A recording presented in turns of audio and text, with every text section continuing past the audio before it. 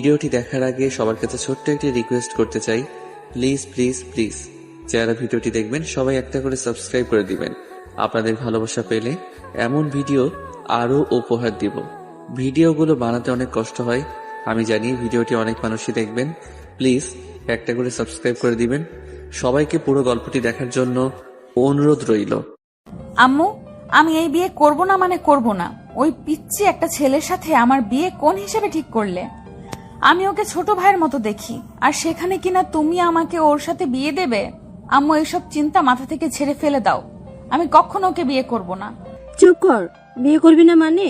আর আরুষ তোর কোন সম্পর্কের ভাই লাগে? শোন, ওকে তুই বিয়ে করবি, এইটাই আমার শেষ কথা। ডিভোর্সি মেয়ে হয়ে এত জিদ ভালো না। তুলি, তোর আপুকে সাজিয়ে নিয়ে আয়। আমি ডিভোর্সে বলে আমার কোনো দাম নাই? আমার কথার কোনো গুরুত্ব নাই নাকি? আমি আর কাউকে বিয়ে করতে চাই না। আম্মু, তুমি শুনছো? আমি কাউকে বিয়ে করতে চাই না। আর ও তো ওই পিচ্চি একটা ছেলেকে তো কখনোই না। তোকে তো বিয়ে করতেই হবে। আমরা কতদিন বাঁচবো? তোকে সারা জীবন দেখে রাখার জন্য হইলেও একটা মানুষের দরকার আছে। আর আরো ছোট একটা ছেলে, ওকে যেভাবে গড়িয়ে তোলা যাবে সেভাবেই গড়ে উঠবে। আমি কোনো কথা শুনতে চাই না। আমি তোর আম্মু, কোনটাতে তোর ভালো হবে ওইটা আমার থেকে তুই বেশি বুঝবি না। তিয়া রেগে গিয়ে আরো কিছু বলবে, তার আগেই তিয়ার আম্মু চলে গেল। তুলি আর সব কাজিনরা মিলে তিয়াকে জোর করে সাজিয়ে দিতে লাগলো। আর এইদিকে আরুষর আম্মুকে বলতে লাগলো, আম্মু, আমি ম্যামকে বিয়ে করব না। উনি আমার কলেজের ম্যাম, সবাই জানলে আমাদের নিয়ে হাসাহাসি করবে। প্লিজ আম্মু, এই বিয়েটা ভেঙে দাও। আমি ওনাকে সবসময় বড় আপু বলে ডাকছি, সেখানে হুট করে এভাবে তাকে বউ বানানো, এইটা আমি পারবো না। আম্মু প্লিজ আন্টিকে বুঝিয়ে বলো না। আরুষ, আমি জানি তিয়া তোর অনেক সিনিয়র, কিন্তু তুই কি চাস না তোর বোন সুখে থাকুক? দেখ, তোর বোনের এত ভালো একটা ফ্যামিলিতে বিয়ে হচ্ছে, নিজের বোনের সুখের কথা ভেবেও তো এটা মেনে নিতে পারিস। আম্মু, রাহাত ভাইয়া তো আতিয়াকে পছন্দ করছে, তাই তাদের বিয়ে হচ্ছে। কিন্তু আমাদের বিয়ে দেওয়ার মানে কি? তোর কি মনে হয় তোর বোনকে এমনি এমনি ওই ঘরে বউ বানাচ্ছে নাকি? তোর সাথে তিয়ার বিয়ে দিবে জন্য এমন করছে। দেখ আরুষ, আমি তোর থেকে জীবনে কিছুই চাই নাই। আজ আমার মেয়ের সুখ তোর কাছে ভিক্ষা চাচ্ছি। দয়া করে এই বিয়েটা করে ফেল। তুই যদি বিয়ে না করিস তাহলে তোর বোনেরও বিয়ে হবে না। আরুষের আম্মু আরুষের সামনে আঁচল পেতে ভিক্ষা চাইতে লাগলো। আরুষের আম্মুর হাত দুইটা ধরে বলল, আম্মু এভাবে বলো না, আমি বিয়ে করব। তুমি আর আপু আব্বু ছাড়া তো আমার এই দুনিয়াতে কেউ নাই। তোমরা আমার জীবন, সেখানে তোমাদের ভালোর জন্য আমি সব করতে পারি। আরুষের কথা শুনে আরুষের আম্মু আরুষের কপালে চুমু দিয়ে হাসি মুখে বলল, আমি জানতাম আমার ছেলেটা আমার কথা অমান্য করবে না। আচ্ছা আরুষ, তাড়াতাড়ি রেডি হয়ে নে, আমি নিচে চলে গেলাম। আরুষের আম্মু চলে গেল। আরুষকে ওর বন্ধুরা রেডি করে দিতে লাগলো। আরুষের বেস্ট ফ্রেন্ড রাকিব বলল, আরুষ, তুই এই বিয়ে করিস না। তোর মা তোকে ইচ্ছে করে এখানে ফাঁসিয়ে দিয়ে যাচ্ছে। তুই কবে চালাক হবি বল? দেখ, এখনো সময় আছে, তুই পালিয়ে যা। আমরা তোকে পালাতে সাহায্য করব। না, আমি এখন থেকে পালাতে পারবো না। আমি পালালে আমার বোনের কি হবে? আমি নিজের সুখের কথা ভেবে বোনের জীবন নষ্ট করতে পারি না। তাই বলে নিজের জীবনটা শেষ করে দিবি? তুই খুব ভালো করে জানোস তিয়া ম্যাম কতটা ভয়ঙ্কর একটা মেয়ে। কলেজে প্রায় ছেলেরা ভয়ে কাঁপে ওনাকে দেখলে, আর তুই কিনা সেই মানুষের সাথে সারা জীবন কাটানোর সিদ্ধান্ত নিচ্ছিস। বাদ দে, যা হোক আল্লাহ ভরসা। চল নিচে যাই, সময় হয়ে যাচ্ছে। রাকিব আর কিছু বলল না, আরুষকে নিয়ে যেতে লাগলো। আরুষকে তিয়ার ভাইয়ের পাশে বসিয়ে দিল। আরুষকে দেখে অনেক মেয়েরা নানা ধরনের কথা বলতে লাগলো। কেউ কেউ বলতে লাগলো, তিয়ার ডিভোর্সি হয়ে এত কিউট ছেলেকে পেয়ে যাবে, তিয়ার কপাল অনেক ভালো। আরও নানা ধরনের কথা বলতে লাগলো। আরুষ ওইদিকে কান দিল না। অনেকক্ষণ বসে থাকার পর কাজে আসলে বিয়ে পড়ানো শুরু করে দেয়। বিয়ে পড়ানো শেষ হলে সবাইকে খেতে দেয়। আরুষকে তিয়াকে খাইয়ে দিতে বলল। আরুষ না চাইতেও খাওয়াই দিতে বাধ্য হলো। তিয়ার রাগ হতে লাগলো, কিন্তু কিছু না বলে সবার কথা মতো আরুষকে খাওয়াই দিতে লাগলো। আরুষের বোনের দিকে তাকিয়ে ভাবতে লাগলো, আমার বোনটা কত খুশি, আর আমি কি না নিজের ভালোর জন্য পালাতে চাইছিলাম। আমার বোন সুখী তো আমিও সুখী। খাওয়া দাওয়া শেষ হইলে সবার নাচ করা, গান গাওয়া দেখতে লাগলো। সবাই আনন্দ করছে, আরুষ আর তিয়া বসে থেকে দেখতে লাগলো। আর 12টার দিকে তিয়াকে বাসর ঘরে রেখে আসলো। আরুষের বন্ধুর সাথে এক পাশে গিয়ে বসে থেকে কথা বলতে লাগলো। রাকিব আরুষকে বলল, শোন মাম্মু, বিয়ে যখন হয়ে গেছে এখন তুই তার স্বামী, তাই বাসর ঘরে বিড়াল ভালো করে মারবি, বুঝছিস? আরুষ ভুরকুচকে তাকিয়ে বলল, বিড়াল কেন মারবো? বিড়াল তো আমার অনেক পছন্দের প্রাণী, আমি বিড়াল মারবো কেন? আরুষের কথা শুনে সবাই সজোরে হেসে উঠল। আরুষ ভ্যাবাচাকা খেয়ে বলল, কি রে হাসোস কেন? আরে শালা, বিড়াল এইটা ওই বিড়াল না, বলো এইদিকে কান দে, আমি বুঝিয়ে বলি। আরুষ রাকিবের দিকে কান এগিয়ে দিতে আরুষকে বাসর ঘরের ব্যাপারে সব বলতে আরুষ ধাক্কা দিয়ে সরিয়ে দিয়ে বলল, যা শালা। এখন তো বুঝছো, এখন চল বাসর ঘরে যাবি, আর মনে যেন থাকে কি করতে হবে। আরুষের বন্ধুরা সবাই আরুষকে নিয়ে বাসর ঘরের সামনে গেল। দেখতে পাই আরুষের শালিকারা দাঁড়িয়ে আছে। রাকিব সবাইকে বলল, আরে আপনাদের 10,000 টাকা দেওয়া হবে, সব আমার কাছে, চলেন ভাগ করে দেই। 15,000 টাকা লাগবে, 10,000 টাকা হবে না। আরে সমস্যা নাই, আমার সাথে আসেন। আরুষ ভুরকুচকে তাকিয়ে কানে কানে বলল, এত টাকা আমার কাছে নাই, কি করছিস? তোর শ্বশুর আমার কাছে টাকা দিয়েছে, আর 10,000 টাকা দিব, আর 10,000 আমরা পার্টি করব। টাকাটা নিয়েছস কেন? এটা দিয়ে তুই চুপচাপ থাক, তুই ভিতরে যা, আমি ওদের নিয়ে যাই। রাকিব আরুষকে ঘরের ভিতর ঢুকিয়ে দিয়ে আরুষ পড়ে যেতে যেতে বেঁচে যায়। আরুষ নিজেকে সামলিয়ে নিল। আরুষ সামনের দিকে তাকিয়ে দেখে তিয়া পা ঝুলে বসে আছে। আরুষ কি বলবে বুঝতে না পেরে বলল, আসসালামু আলাইকুম ম্যাম। ওয়ালাইকুম আসসালাম।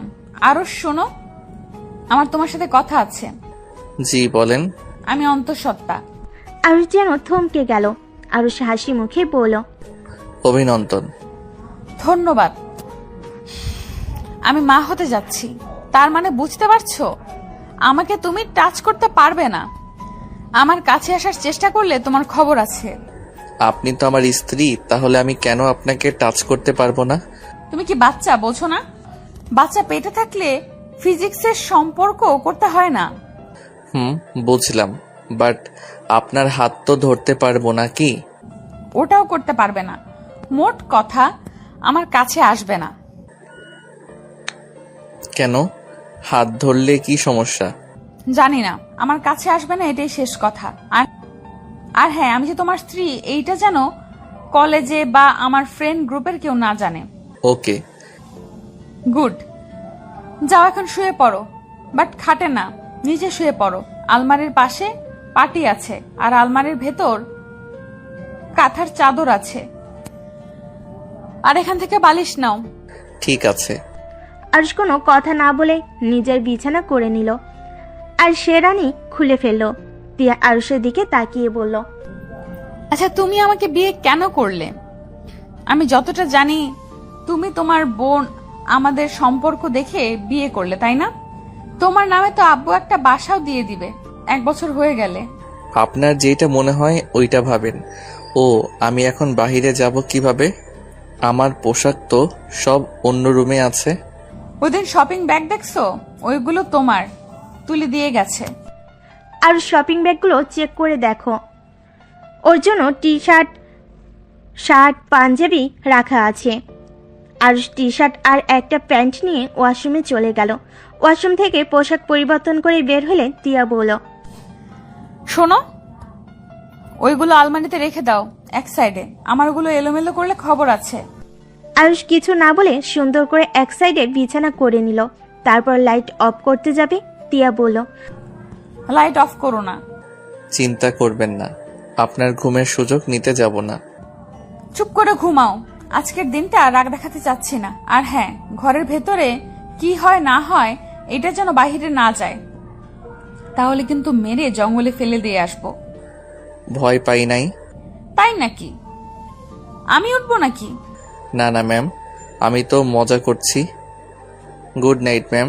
আরুষ চোখ বন্ধ করে ঘুমিয়ে গেল। তিয়া আরুষের ঘুমন্ত চেহারার দিকে তাকিয়ে ভাবতে লাগলো, এইটুকু একটা ছেলের সাথে আমার বিয়ে কিভাবে দিতে পারলো? আম্মু আব্বু মাথা কি নষ্ট হয়ে গেছে নাকি? আর ওর আম্মুই বা কেমন, কোন হিসাবে আমার সাথে ওকে বিয়ে দিল? আর ওই বা কেমন যে আমার মতো ডিভোর্সি মেয়েকে বিয়ে করলো? এটা নিশ্চয়ই টাকার খেলা। টাকার লোভ এত যে ডিভোর্সি মেয়েকে বিয়ে করতে বাধ্য না। যত সব ফালতু ফ্যামিলি। মেজাজটাই এত গরম হচ্ছে না? তিয়া আরুষের থেকে চোখ সরিয়ে নিয়ে ঘুরে শুয়ে পড়ল। সকালে ঘুম ভাঙতেই আরুষ দেখে তিয়া বিছানায় নাই। দরজার দিকে তাকিয়ে দেখে দরজা ভিতর থেকে লক করা। আরুষ বুঝতে পারলো তিয়া ওয়াশরুমে গেছে। আরুষ উঠে চাদরটা ভাঁজ করে আলমারিতে তুলে রাখলো। পাটিটা এক কানিতে ভাঁজ করে রেখে দিল।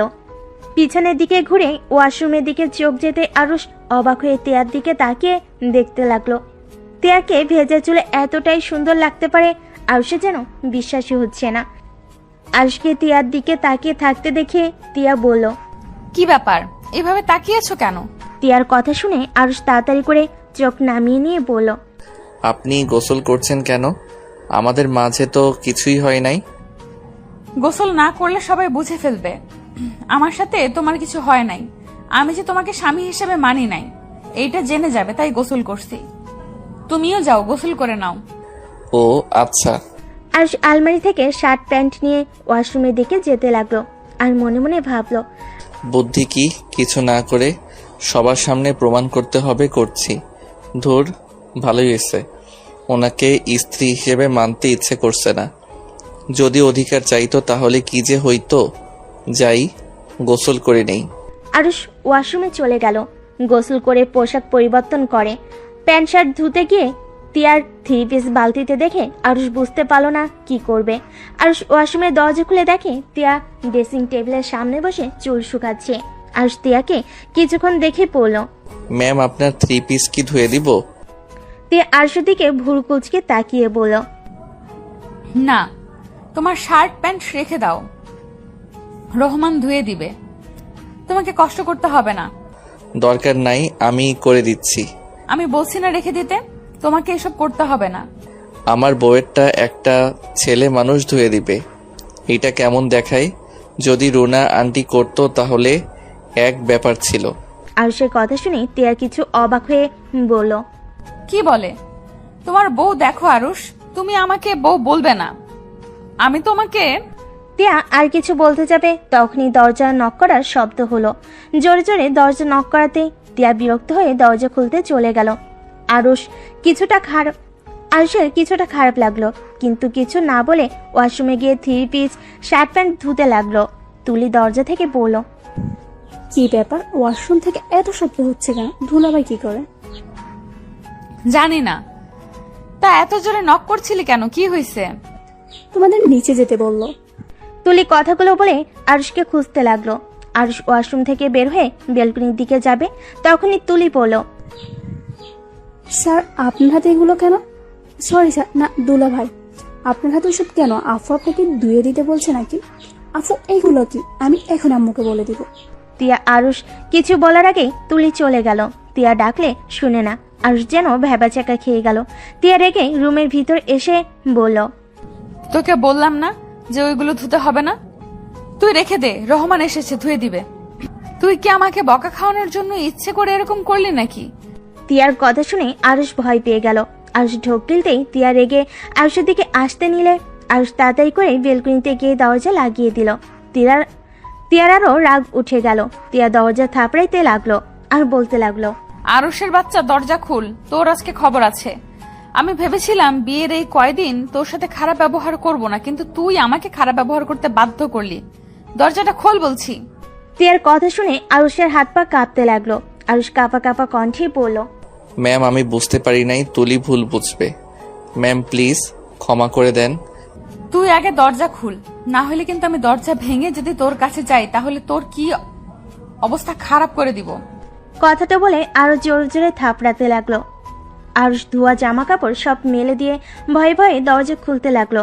দরজা খুলতেই তিয়া যেই থাপ্পড় মারতে যাবে, আরুষ সাথে সাথে তিয়ার হাত ধরে টান দিয়ে নিজের কাছে নিয়ে এসেছে, ঠোঁটের সাথে ঠোঁট বসিয়ে দেয়। তিয়া যেন অবাক হয়ে গেল, চোখ বড় বড় করে তাকিয়ে থাকলো। আরুষ আলতো করে তিয়ার কোমরে হাত রাখতেই তিয়া কেঁপে উঠল। তিয়ার রাগ যেন দ্বিগুণ হয়ে গেল। তিয়া আরুষের হাত ধরে জোরে ধাক্কা দিলে আরুষ সোজা বেলকনির দরজার সাথে ধাক্কা খেয়ে পিঠে ব্যথা পেল। কলার ধরে সোজাভাবে দাঁড় করিয়ে গালে সজোরে থাপ্পড় লাগিয়ে দিল। এত জোরে থাপ্পড় মারল যে আরুষের ঠোঁট কেটে রক্ত ঝরতে লাগলো।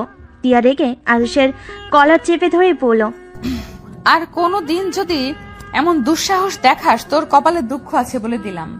গলা থেকে হাত সরিয়ে চলে যেতে নিলে আরুষ পিছন থেকে জড়িয়ে ধরলে তিয়া সারা শরীর শিউরে উঠল। তিয়া কিছু বলার আগে আরুষ তিয়ার শরীরের আঁচল ধরে রক্ত মুছতে লাগলো। তিয়ার আগে আবার মারতে যাবে, আরুষ অন্য হাত দিয়ে শক্ত করে হাত ধরে ফেলে। তিয়া আরেক হাত দিয়ে থাপ্পড় মারবে। আরুষ নিচে বসে পড়ে আর দাঁত বের করে হাসতে হাসতে বলল, আর এমন করব না, প্লিজ ম্যাম, এবারের মতো ক্ষমা করে দেন।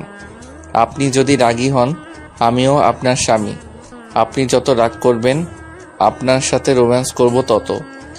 আর যদি শান্ত থাকেন তাহলে আপনার সম্মান করব।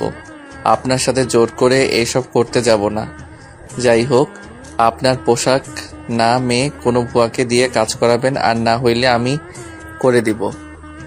আর বাবু হইলে পরে থেকে নিজের পোশাক নিজেই ধুয়ে নেবেন। আরুষ কথাটা বলে সোজা হয়ে দাঁড়িয়ে শীষ বাজাতে বাজাতে যেতে লাগলো। তিয়া রেগে হাতের কাছে থাকা গ্লাসটা আরুষের দিকে ছুঁড়ে মারলো। আরুষ তাড়াতাড়ি করে সরে গিয়ে বলল, আসবো নাকি কিস করতে? দেখেন বাবু পেটে, এখন একটু শান্ত হয়ে থাকেন, নামাজ কালামের প্রতি মনোযোগী হন। বাবু হইলে তো সেই ওর আব্বু হিসেবে আমি থাকবো। তাই আমি চাই না আমার মেয়ে বা ছেলে তার আম্মুর মতো এমন ফাজিল মার্কা হোক। তিয়ার আগে দাঁতে দাঁত চেপে শাড়ির আঁচল খামছে ধরলো। তিয়ার আম্মু তুলি এসেছে কাজ দেখে, আর তিয়াকে এভাবে রেগে থাকতে দেখে তিয়ার আম্মু বলল, তিয়া, তুই আরুষকে গ্লাস ছুরি মেরেছিস? যদি গ্লাস লাগতো তাহলে কি হতো? কি হবে? মাথা ফাটলো না কেন? ছোট লোকের বাচ্চার সাহস দেখে আমি বাঁচি না। ওর কত বড় সাহস আমার সাথে। তিয়া কথা বলতে গিয়ে থেমে গেল। আরুষ মিটিমিটি করে হেসে বলল, আপনার সাথে কি? হ্যাঁ। আরুষের কথা শুনে তিয়ার রাগ আরো বেড়ে যেতে লাগলো। তিয়ার আগে আরো কিছু দিয়ে ছুঁড়ে মারতে যাবে, সাথে সাথেই তিয়ার আম্মু তুলি ধরে ফেলে। তিয়ার আম্মু, তিয়া, বেশি হয়ে যাচ্ছে কিন্তু। আম্মু, এই ছোট লোকের বাচ্চাকে এখান থেকে যেতে বলো, না হইলে আমি ওকে খুন করে ফেলবো। দুলাভাই, আপনি প্লিজ যান, আপুকে আরো রাগিয়ে দিয়েন না। তোমরা যাও, আমি দেখতে চাই ম্যাম কত রাগ করতে পারে। দেখলে আম্মু, ওই ছোট লোকের বাচ্চার সাহস কত বড়। ওই আমার রাগ তুলতে চাচ্ছে। আম্মু ছাড়ো আমাকে, ওকে আমার রাগটা খায়। না বাবা থাক, আমি যাইগা। বড়লোক বাবার বড়লোক মেয়ের রাগ দেখতে আমার এখন ইচ্ছে করছে না। আরুষ কথাটা বলে শীষ বাজাতে বাজাতে চলে গেল। তিয়ার আম্মু তিয়াকে বলল, তিয়া, তুই কি আরুষকে স্বামী হিসাবে মেনে নাস নাই? তিয়া ওর আম্মুর কথা শুনে রাগ এক নিমিষে শেষ হয়ে গেল। তিয়া বুঝতে পারছে না কি বলবে। তুলি বলল, আমার মনে হয় না আপু দুলাভাইকে মেনে নিয়েছে। আপুর শয়তানটার জন্য দুলাভাইকে কেন দূরে সরিয়ে দিচ্ছিস? যে তোকে ভালোবাসে না সেই মানুষটার জন্য কেন এভাবে নিজের জীবনটা নষ্ট করছিস? তোরা যা তো, মাথা নষ্ট করিস না। আমার আর কাউকে সহ্য হচ্ছে না, প্লিজ যা আম্মুকে নিয়ে। তিয়া, আমি তোর মা, আমি নিশ্চয়ই চাইবো না আমার মেয়ে অশান্তিতে থাক। আমি সব সময় চাইবো আমার মেয়েরা ভালো থাকুক, সুখে থাকুক। দেখ, একবার নিজের পছন্দে বিয়ে করেছিলি, আমাদের না বলে পালিয়ে গেছিলি। এবার আমরা যখন তোর বিয়েটাই দিয়েছি, তখন আমাদের উপরে ভরসা রাখ। আরুষ অনেক ভালো একটা ছেলে, ওকে নিজের মতো গড়ে তোলা যাবে। তিয়ার আম্মু আর কিছু বলবে তার আগেই তিয়ার রুম থেকে বের হয়ে গেল। তিয়ার আম্মু তুলি ওর পিছনে পিছনে যেতে লাগলো। তিয়া সিঁড়ি ভেঙে নিচে নামতে লাগলো। আর সেদিকে এক নজর তাকিয়ে দেখতে লাগলো। আর সবার সাথে হেসে হেসে কথা বলছে। কিছুক্ষণ তাকিয়ে থেকে আর সে দিক থেকে চোখ সরিয়ে নিল। তিয়া সোজা বের হয়ে গেল বাসা থেকে। রাকিব তিয়ার দিকে দেখে আরুষকে বলল, কিরে মাম্মু, রাতে কি বিড়াল ভালো মতোই মারছস নাকি? না হলে ম্যাম এত শান্ত চোখে তোর দিকে তাকিয়ে দেখতো না। ভেরি গুড মামু। রাকিবের কথা শুনে আরুষ কিছুটা অবাক হলো। আরুষ পিছনে তাকাতে দেখে তুলি আর ওর আম্মু নামছে। আরুষ তুলিকে বলল, তুলি, তোমার রুমে যাও, আমি আসছি। কেন? তোমাকে পড়াবো, চলো। আরুষের কথা শুনে তুলি ভেবাচেকা খেয়ে আরুষের দিকে তাকিয়ে বলল, দুলাভাই, আপনাদের বিয়ের একদিন হইল, বিয়ে অনুষ্ঠান সব শেষ হোক, তারপর পড়তে বলবো। এখন প্লিজ পড়তে বসতে বলবেন না। তোমার 1 মাস পর পরীক্ষা আর তুমি এই বিয়ে নিয়ে পড়ে আছো। আমি এইসব কিছু শুনতে চাই না, চলো আমার সাথে। আম্মু, দুলাভাইকে বোঝাও না। আন্টি আমাকে কি বুঝাবে? চলেন আমার সাথে, খালি পড়া চুরি করার ধান্দা। আরুষের কথা শুনে সবাই হেসে উঠল। তুলি মুখ ভেঙচি দিয়ে চলে গেল। রাকিব আরুষকে বলল, ভাই এবার তোর শালিকাকে ছেড়ে দে, বিয়ের অনুষ্ঠান শেষ হয়ে যাক। তুই চুপ কর, এমনিতে পড়তে চাই না, আবার তোরা শুরু করে দিয়েছস। আরুষ, তুমি নাস্তা করে তারপর যাও। ক্ষুধা লাগছে না আন্টি? আচ্ছা আন্টি, আপু কোথায়? আপুকে তো দেখছি না। তোমার আম্মুর সাথে এই রুমেই আছে হয়তো। ও আচ্ছা। আরুষ আর কিছু না বলে তুলির রুমে চলে গেল। তুলি আরুষকে দেখে মন খারাপ করে বইয়ের দিকে তাকিয়ে থাকলো। আরুষ তিয়ার পাশে চেয়ারে বসে বলল, পিচ্ছু কি আমার উপরে রাগ করছে নাকি? না, বুঝেছি রাগ করছো, কিন্তু তোমার 1 মাস পরে এসএসসি পরীক্ষা। এখন যদি পড়াশোনা বাদ দিয়ে আনন্দ করতে ব্যস্ত থাকো, পড়াশোনা কখন করবে শোনো? 1 ঘন্টা পড়া শেষ হইলে আমি তোমাকে আজকে সন্ধ্যায় পড়াবো না, প্রমিস। আরুষের কথা শুনে তুলির মুখে হাসি ফুটে উঠল। তুলি আরুষকে বলল, ধন্যবাদ দুলাভাই। ওয়েলকাম। শোনো, আমাকে বাসার বাহিরে দুলাভাই বলবে না। আরুষের কথা শুনে তুলি ভুরুকুচকে তাকিয়ে বলল, কেন? শুনো, তোমার আপু কলেজের একজন শিক্ষিকা, তার স্বামী যদি ইন্টার ফার্স্ট ইয়ারে পড়ে, এটা কেউ জানতে পারলে হাসাহাসি করবে। আর সবাই তো জানে আমি তোমাকে প্রাইভেট পড়াই, সেখানে যদি জানতে পারে এখন তোমার বোনের সাথে বিয়ে হয়েছে, তাহলে সবাই কত কিছু বলবে। আচ্ছা, বাহিরে বলবো না, বাহিরে আরুষ ভাই বলে ডাকবো। আচ্ছা দুলাভাই, আপু আপনাকে মেনে নাই তাই না? এই পড়তে বসো পিচ্ছি, বড়দের বিষয়ে যেতে হয় না, তারপরও তুমি পাকনামি করো। আরুষের কথা শুনে তুলি আর কিছু না বলে পড়তে লাগলো। 1 ঘন্টা পড়া শেষ হলে তুলি খুশিতে পড়ল, দুলাভাই, এখন আমি চলে গেলাম। এই অঙ্কটা করে তারপর যাও। আপনি না বলেন 1 ঘন্টা পড়তে? হ্যাঁ, কিন্তু এই অঙ্কটা করে তারপর যাও। আরুষের কথা শুনে তুলি তাড়াতাড়ি করে অঙ্ক করতে লাগলো। অঙ্ক করা শেষ করে দৌড়ে পালিয়ে গেল। আরুষ অঙ্কটাই দেখে। বাটন ফোনটা মেসেজ চেক করতে করতে রুম থেকে বের হতেই তিয়ার সাথে ধাক্কা খেলো। তিয়া পড়ে যেতে লাগবে, সাথে সাথেই আরুষ পিছন থেকে তিয়ার ব্লাউজ ধরে ফেলো। কিছুটা ছিঁড়ে দেওয়ার শব্দ হলো।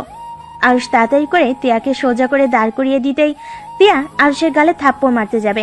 আরুষ হাত ধরে বলল, আমি ইচ্ছে করে এমন করি নাই, আপনি পড়ে যাইতেন আর পেটে বাবু আছে, পড়ে গেলে সমস্যা হইতো, তাই আমি ভেবে না পেয়ে যেটা হাতের কাছে পাইছি ওইটাই ধরছি। কানার মতো করে হাঁটোস, চোখে দেখোস না? আর আমার হাত ছাড়ে না হইলে এমন জায়গায় লাথি দিব না। তিয়ার কথা শুনে আরুষ সাথে সাথেই হাত ছেড়ে দিল। তিয়ার প্রশ্নের কোনো উত্তর না দিয়ে চলে যেতে লাগলো। তিয়া পেছন থেকে আরো রেগে গিয়ে নিচে পড়ে থাকা আরুষের বাটন ফোন দিয়ে সোজা ওর মাথায় ঢিল মারল। আরুষের মাথায় লেগে জোরে একটা শব্দ হলো। সাথে সাথে আরুষের বোন আর আম্মু রুম থেকে বের হতে দেখে তিয়া রেগে আছে, আর আরুষ মাথায় হাত দিয়ে তিয়ার দিকে তাকিয়ে আছে। ফোনটা সব ভেঙে পড়ে আছে। আরুষের আম্মু বলল, বৌমা, কি হয়েছে? তুমি এভাবে করে রেগে আছো কেন? আরুষ কি করেছো বৌমার সাথে? এখনই বৌমার কাছে ক্ষমা চা। আরুষের আম্মুর দিকে একবার তাকালো আর একবার তিয়ার দিকে তাকালো। আরুষ মাথার পিছন থেকে হাত নিয়ে এসে দেখে হাতে রক্ত লেগে আছে। তিয়া রেগে বলল, আপনার ছেলেকে কি ভদ্রতা শেখান নাই, নাকি শুধু শিখাইছেন কিভাবে মেয়েদের সাথে অভদ্রতা করা শিখাইছেন? বেয়াদব ছেলে, বড়দের তো সম্মান করে না, আবার চোখ বড় বড় আমার দিকে তাকিয়ে আছে, চোখ একদম তুলে ফেলবো। তিয়ার কথা শুনে আরুষের আম্মু রাগি লুক নিয়ে আরুষের গালে থাপ্পড় বসিয়ে দিল। আরুষ অবাক হয়ে ওর আম্মু দিকে তাকিয়ে আছে। আরুষের আম্মু বলল, তোকে ছোট থেকে এই শিক্ষা দিয়েছি, বেয়াদবি করা, মেয়েদের সাথে খারাপ ব্যবহার করা। আরুষ কিছু না বলে চলে যেতে লাগলো। আরুষের চোখ বেয়ে 2 ফোঁটা পানি বের হতে সাথে সাথেই মুছে ফেল। তিয়ার আঘাত করার থেকেও আরুষ ওর আম্মুর কথাই ব্যবহারে বেশি কষ্ট পেল। আরুষ মনে মনে ভাবতে লাগলো, এমনও মা হতে পারে যে নিজের সন্তানের মাথায় থেকে রক্ত ঝরতে দেখেও সন্তানের গালে থাপ্পড় বসিয়ে দিয়ে বকাও দিল, শুধুমাত্র বড়লোক বৌমাকে খুশি করার জন্য। হা হা। আরুষ, এইটাতে ভেঙে পড়ছস? ছোটবেলা থেকে তোর আম্মু এমন জানার পর কেন কষ্ট পাচ্ছিস? আরো কয়েক ফোঁটা পানি পড়তেই আরুষ মুছে ফেল। আরুষ ছাদে চলে গেল। ছাদে গিয়ে দেখে সবাই আড্ডা দিচ্ছে। আরুষ ওদের পাশে গিয়ে বসলে রাকিব আরুষকে দেখে বলল, এই আরুষ, তোর মাথায় ঘাড়ে রক্ত মতো দেখা যাচ্ছে, দেখি মাথাটা এইদিকে নিয়ে আয় তো। কিছুই হয় নাই। আরুষ বসা থেকে উঠে ওই সাইডে গিয়ে দাঁড়ালো। আরুষ বাহিরের দিকে তাকিয়ে আছে। রাকিব কিছুক্ষণ পর উঠে আরুষের কাঁধে হাত দিতেই আরুষ চমকে উঠল। আরুষ পিছনে তাকিয়ে দেখে রাকিব। আরুষ কিছু না বলে আবার বাহিরের দিকে তাকিয়ে থাকলো। রাকিব আরুষের পাশে দাঁড়িয়ে পড়ল। তোর মাথায় তো রক্ত জমে গেছে, কি হয়েছে রে? এটা কিভাবে হলো? মাথায় কোথায় আঘাত লাগছে, দেখতে দে তো। রাকিব আরুষের মাথায় হাত দিতে যাবে, আরুষ হাত সরিয়ে দিয়ে পড়ল। তেমন কিছু হয় নাই, থাম। আর তুই ওদের সাথে আড্ডা দেওয়া বাদে এখানে আসলি কেন? যা ওদের সাথে আড্ডা দে। আড্ডা পরে দেওয়া যাবে, আগে বল তোর মাথায় আঘাত পাইলি কিভাবে? উনি আমার ফোন দিয়ে ঢিল মেরেছিল। কি? কিন্তু কেন? আরুষ তখন কার সব কথা খুলে বলল।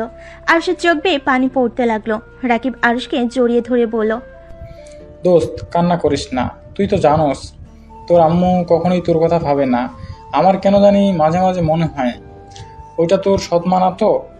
ধুর, না। ওনার ব্যবহার দেখে তো তাই মনে হয়। তোর বড় আপুকে ঠিক ভালোবাসে, কিন্তু তোকে দেখতে পারে না। বিষয়টা কেমন যেন। আর তোর আম্মু সবসময় তোর বড় বোনের কথা ভাবে, তোর কথা কখনোই ভাবে না। আমি জানি না আমি কি অন্যায় করছি, যার জন্য আম্মু আমাকে দেখতে পারে না। আব্বু অসুস্থ, আব্বুকেও দেখতে পারে না। আমি সত্যি বুঝি না আম্মু এমন কেন করে।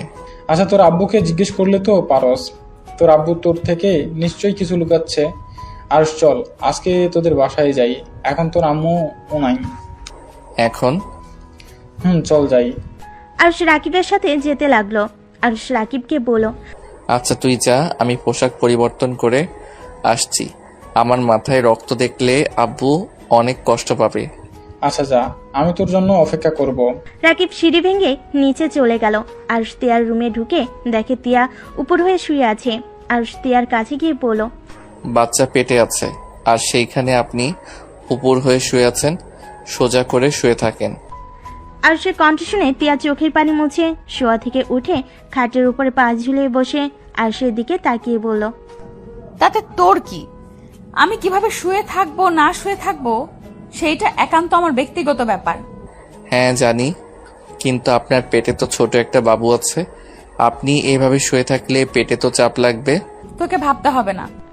আরুষ কথা না বাড়িয়ে আলমারি থেকে পোশাক বের করে ওয়াশরুমের দিকে যেতে লাগলো। তিয়ার চোখ আরুষের ঘাড়ের দিকে গেল। আরুষের ঘাড়ে রক্ত লেগে আছে। আরুষকে কিছু বলতে কেউ বলল না। আরুষ ওয়াশরুমে গিয়ে ফ্রেশ হয়ে রক্ত ধুয়ে পোশাক পরিবর্তন করে বের হলো। আরুষ রুম থেকে বের হয়ে গেল। তিয়া কিছুক্ষণ ওর দিকে তাকিয়ে চোখ বন্ধ করে নিল। আরুষ নিচে নামতে ওর আম্মু বলল, আরুষ কই যাস? আরুষ কিছুটা থতমত খেয়ে গেল। আরুষ পিছনে তাকিয়ে বলল, রাকিবের সাথে একটু বাহিরে যাব। ও আচ্ছা। আর শুন, বৌমার সাথে বেশি বাড়াবাড়ি করবে না। ওই যদি রেগে যায় না, সোজা বাড়ি থেকে বের করে দিব। ভালোই ভালোই এখানে থাকতে দিচ্ছে, এইটাই তোর ভাগ্য। বেশি বুঝিস না, বৌমা যা বলে তাই শুনিস। আচ্ছা। আরুষ কথাটা বলে নিচে নেমে চলে গেল। রাকিবের সাথে বের হয়ে গেল বাইক নিয়ে। রাকিব বাইক চালাচ্ছে, আরুষ পিছনে বসে আছে। রাকিব আরুষকে বলল, আরুষ, বলো। আমার কি মনে হয় জানোস, তোদের বাচ্চা হইলে হয়তো ম্যাম তোকেও তখন ভালোবাসতে শুরু করবে। আরুষ রাকিবের কথা শুনে হাসতে লাগলো। রাকিব অবাক হয়ে বলল, কিরে শালা, আমি কি তোকে মজা করে কিছু বলেছি যে এইভাবে হাসছিস? শোনো, ম্যাম অলরেডি মা হতে চলছে। ওনার ডিভোর্স হয়েছে 9 মাস ধরে, আর বাচ্চা সহ আমাকে বিয়ে করলো। তোর আম্মুর সবকিছু জেনেও তোকে কিছুই বলে নাই। তোর আম্মুর সবকিছু জেনেও তোকে কিছুই বলে নাই। তোর আম্মু কেমন মানুষ রে, টাকার লোভ এত যে নিজের সন্তানকে এমন একটা মেয়ের সাথে বিয়ে দিল। একে তো ডিভোর্সে আবার পেটে বাচ্চাও আছে। আচ্ছা তুই কি জানোস ম্যামের ডিভোর্স কেন হয়েছে? না, ওইটা জানার ইচ্ছেও আমার নাই। যাই হোক, বাদ দে। এখন উনি আমার স্ত্রী হয়, সেখানে ওনার সন্তান মানে আমার সন্তান। ভাই তুই এত সহজভাবে সবকিছু কিভাবে মেনে নেস? আমি হইলে তো কখন পালিয়ে যাইতাম। এই ধরনের মহিলার সাথে থাকার চেয়ে বিষ খেয়ে মরে যাওয়া ভালো। হা হা, শোন, মানুষের বিয়ে একবার হয়, সেখানে উনি আমার স্ত্রী। ওনাকে বোঝা উচিত আমার, ওনার ভালো খারাপ দিক দেখা উচিত, ওনার পাশে থাকা উচিত। এখন উনি আমার সাথে কেমন ব্যবহার করবে ওইটা ওনার ব্যক্তিগত ব্যাপার। আমি স্বামী হয়ে আমার কর্তব্য পালন করব। ভাই তুই একটা জিনিস আগে জানলে আমার বোনের সাথে তোকে বিয়ে দিয়ে ঘর জামাই রেখে দিতাম। লাথি মারবো, ওইটা আমারও বোন হয়। ফালতু কথা বলবি না। ভুল হয়েছে, ক্ষমা করে দেন। রাকিবের কথা বলার ধরন দেখে হাসতে লাগলো। আরুষ রাকিব ওর বাসায় পৌঁছে গেল। টিনের গেটটা সরিয়ে দিয়ে দুজন ভিতরে ঢুকলো। আরুষের আব্বু গাছের নিচে বসে আছে। আরুষ ওর আব্বুর কাছে গিয়ে বসে বলল, আব্বু কেমন আছো? ভালো, তুই কখন আসলি? আর তোরা বাসায় আসিস না কেন? আব্বু খাবার খাইছো? হ্যাঁ। আঙ্কেল আপনি কি জানেন আপনার ছেলে মেয়ের বিয়ে হয়ে গেছে? রাকিবের কথা শুনে আরুষের আব্বু চমকে গেল। আরুষের দিকে তাকিয়ে বলল, তোদের বিয়ে হয়ে গেছে মানে? কার সাথে হয়েছে? আমি যে বাসায় প্রাইভেট পড়াই, ওর বোন আমাদের কলেজের ম্যাম, ওনার সাথে আমার বিয়ে হয়েছে।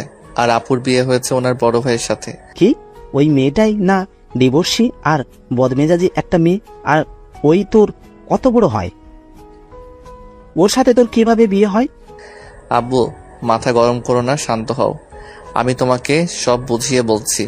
আরুষের আব্বুকে প্রথম থেকে সব বুঝিয়ে বলতে লাগলো। আরুষের আব্বু রেগে বলল, ওই মহিলা শেষমেশ নিজের মেয়ের ভালোর জন্য তোকে একটা বিবাহিত মেয়ের সাথে বিয়ে দিল? এত নিচে ওই কিভাবে নামতে পারে? ওই একবার আসুক, আমি যদি ওকে খুন না করছি। আব্বু থামো। ওয়েট আঙ্কেল, কি বললেন? ওই মহিলার নিজের মেয়ে মানে? আরুষের আব্বু থমকে গেল। আরুষের আব্বু বলল, কিছু না, তোমরা ঘরে যাও। ওই মহিলা একবার আসুক, ওর খবর আছে। আঙ্কেল আপনি কথা ঘোরাচ্ছেন। রাকিব যাও, রুমে যাও, বেয়াদবি করো না। রাকিব আর কিছু না বলে আরুষের সাথে আরুষের রুমে চলে গেল। আরুষকে রাকিব বলল, তোর আব্বুকে চেপে ধর, সত্যিটা বের হয়ে যাবে। ভয় লাগছে আব্বু, যদি বেশি উত্তেজিত হয়ে যায়। আর আব্বুর জন্য তো উত্তেজিত হওয়া ভালো না। তোর আব্বুকে সুন্দরভাবে বোঝাতে হবে। আমার মনে হয় তোর আম্মু তোর নিজের আম্মু না। চুপ কর তো ভাই। আচ্ছা চুপ হইলাম, এখন তোর আব্বুর রুমে চল। ভয় লাগছে। শালা যাবি আমার সাথে? চল। রাকিব আরুষকে টেনে ওর আব্বুর রুমে চলে গেল। আরুষের আব্বু চোখে পানি দেখে আরুষ বলল, আব্বু তুমি কান্না করছো কেন? আমার জন্য তোর লাইফটা নষ্ট হয়ে গেল। আমি ভাবতে পারি নাই তোর আম্মু তোকে ওই রকম একটা মেয়ের সাথে লুকিয়ে বিয়ে দিয়ে দেবে। আঙ্কেল আমার তো মনে হয় আরুষের আম্মু নিজের তো নাকি সৎ মা। আরুষের আব্বু চমকে উঠল। আরুষের আব্বু রাকিবের দিকে তাকিয়ে বলল, এসব কি বলছো? এটা আমার কথা না আরুষ মনে হয়। আর আরুষের সাথে যেমন ব্যবহার করে তাতে তো এমনই মনে হয়। আরুষ, রাকিব যা বলছে তুমি কি সত্যি এইটা মনে করস? না মানে আব্বু। বুঝেছি, যাই হোক, আমি তোকে আজকে একটা সত্য কথা বলবো। কি সত্যি আব্বু? আরুষ, আমি যদি বলি আমরা তোর নিজের বাবা মা না, তাহলে কি তুই আমাদের ছেড়ে চলে যাবি? আরুষের আব্বুর কথা শুনে আরুষ রাকিব যেন থমকে গেল। আরুষ অসহায় চোখে তাকিয়ে বলল, মানে তোমরা আমার আপন বাবা মা না? মানে কি? হ্যাঁ, আমরা তোর আপন বাবা মা না। আব্বু মজা করছো নাকি? না, আমি সত্যি বলছি। তাহলে আমার বাবা মা কে? রাকিবের দিকে তাকিয়ে কিছুটা অকট ফিল করলো। রাকিব বুঝতে পেরে বলল, আঙ্কেল বলেন, সমস্যা নাই, আমি কাউকে বলবো না। তোর আব্বু আজিমপুরের তালুকদার, তোর দাদু আর চৌধুরী বাড়ি তোর নানার। আজিমপুর তো আমার মামার বাড়ি, আর ওনাদের তো আমি চিনি। আমার মামা তালুকদার স্কুলে শিক্ষকতা করেন। আর চৌধুরী বাড়ির সাথে তো ওনাদের সম্পর্ক ভালো না, একে উপরে শত্রুতা। একে অপরের শত্রুতা? আমার মাথায় কিছু আসছে না। তাহলে আমি এখানে কেন? আমি তোর আব্বুর দেখাশোনা করতাম, ধরতে গেলে আমি তোর আব্বুর বিশ্বস্ত লোক ছিলাম। তোর আব্বু যেখানে যেত আমাকে সেইখানে নিয়ে যাইতো, তোর আম্মুর সাথে প্রেম করতো, এইগুলো আমি সব জানতাম। দুজনে মুখের ওপর কিছু বলতে পারি নাই যে এই ভালোবাসা কেউ মেনে নেবে না। আমি যেই ভয়টা খুব করে পেতাম একদিন সেটাই হলো। তুই তোর আম্মুর পেটে যখন আসলি তখন তোর আব্বু আম্মু একে অপরের সহ্য করতে পারতো না। দুজন তোকে নষ্ট করার চিন্তা করে ডাক্তারের কাছে গেছে, কেউ নষ্ট করতে রাজি হয় নাই। তোর আম্মু পরে ঢাকা চলে যায় যাতে কেউ বুঝতে না পারে। আর তোর আব্বু আর আমিও ব্যবসার কাজে ঢাকায় থাকতাম।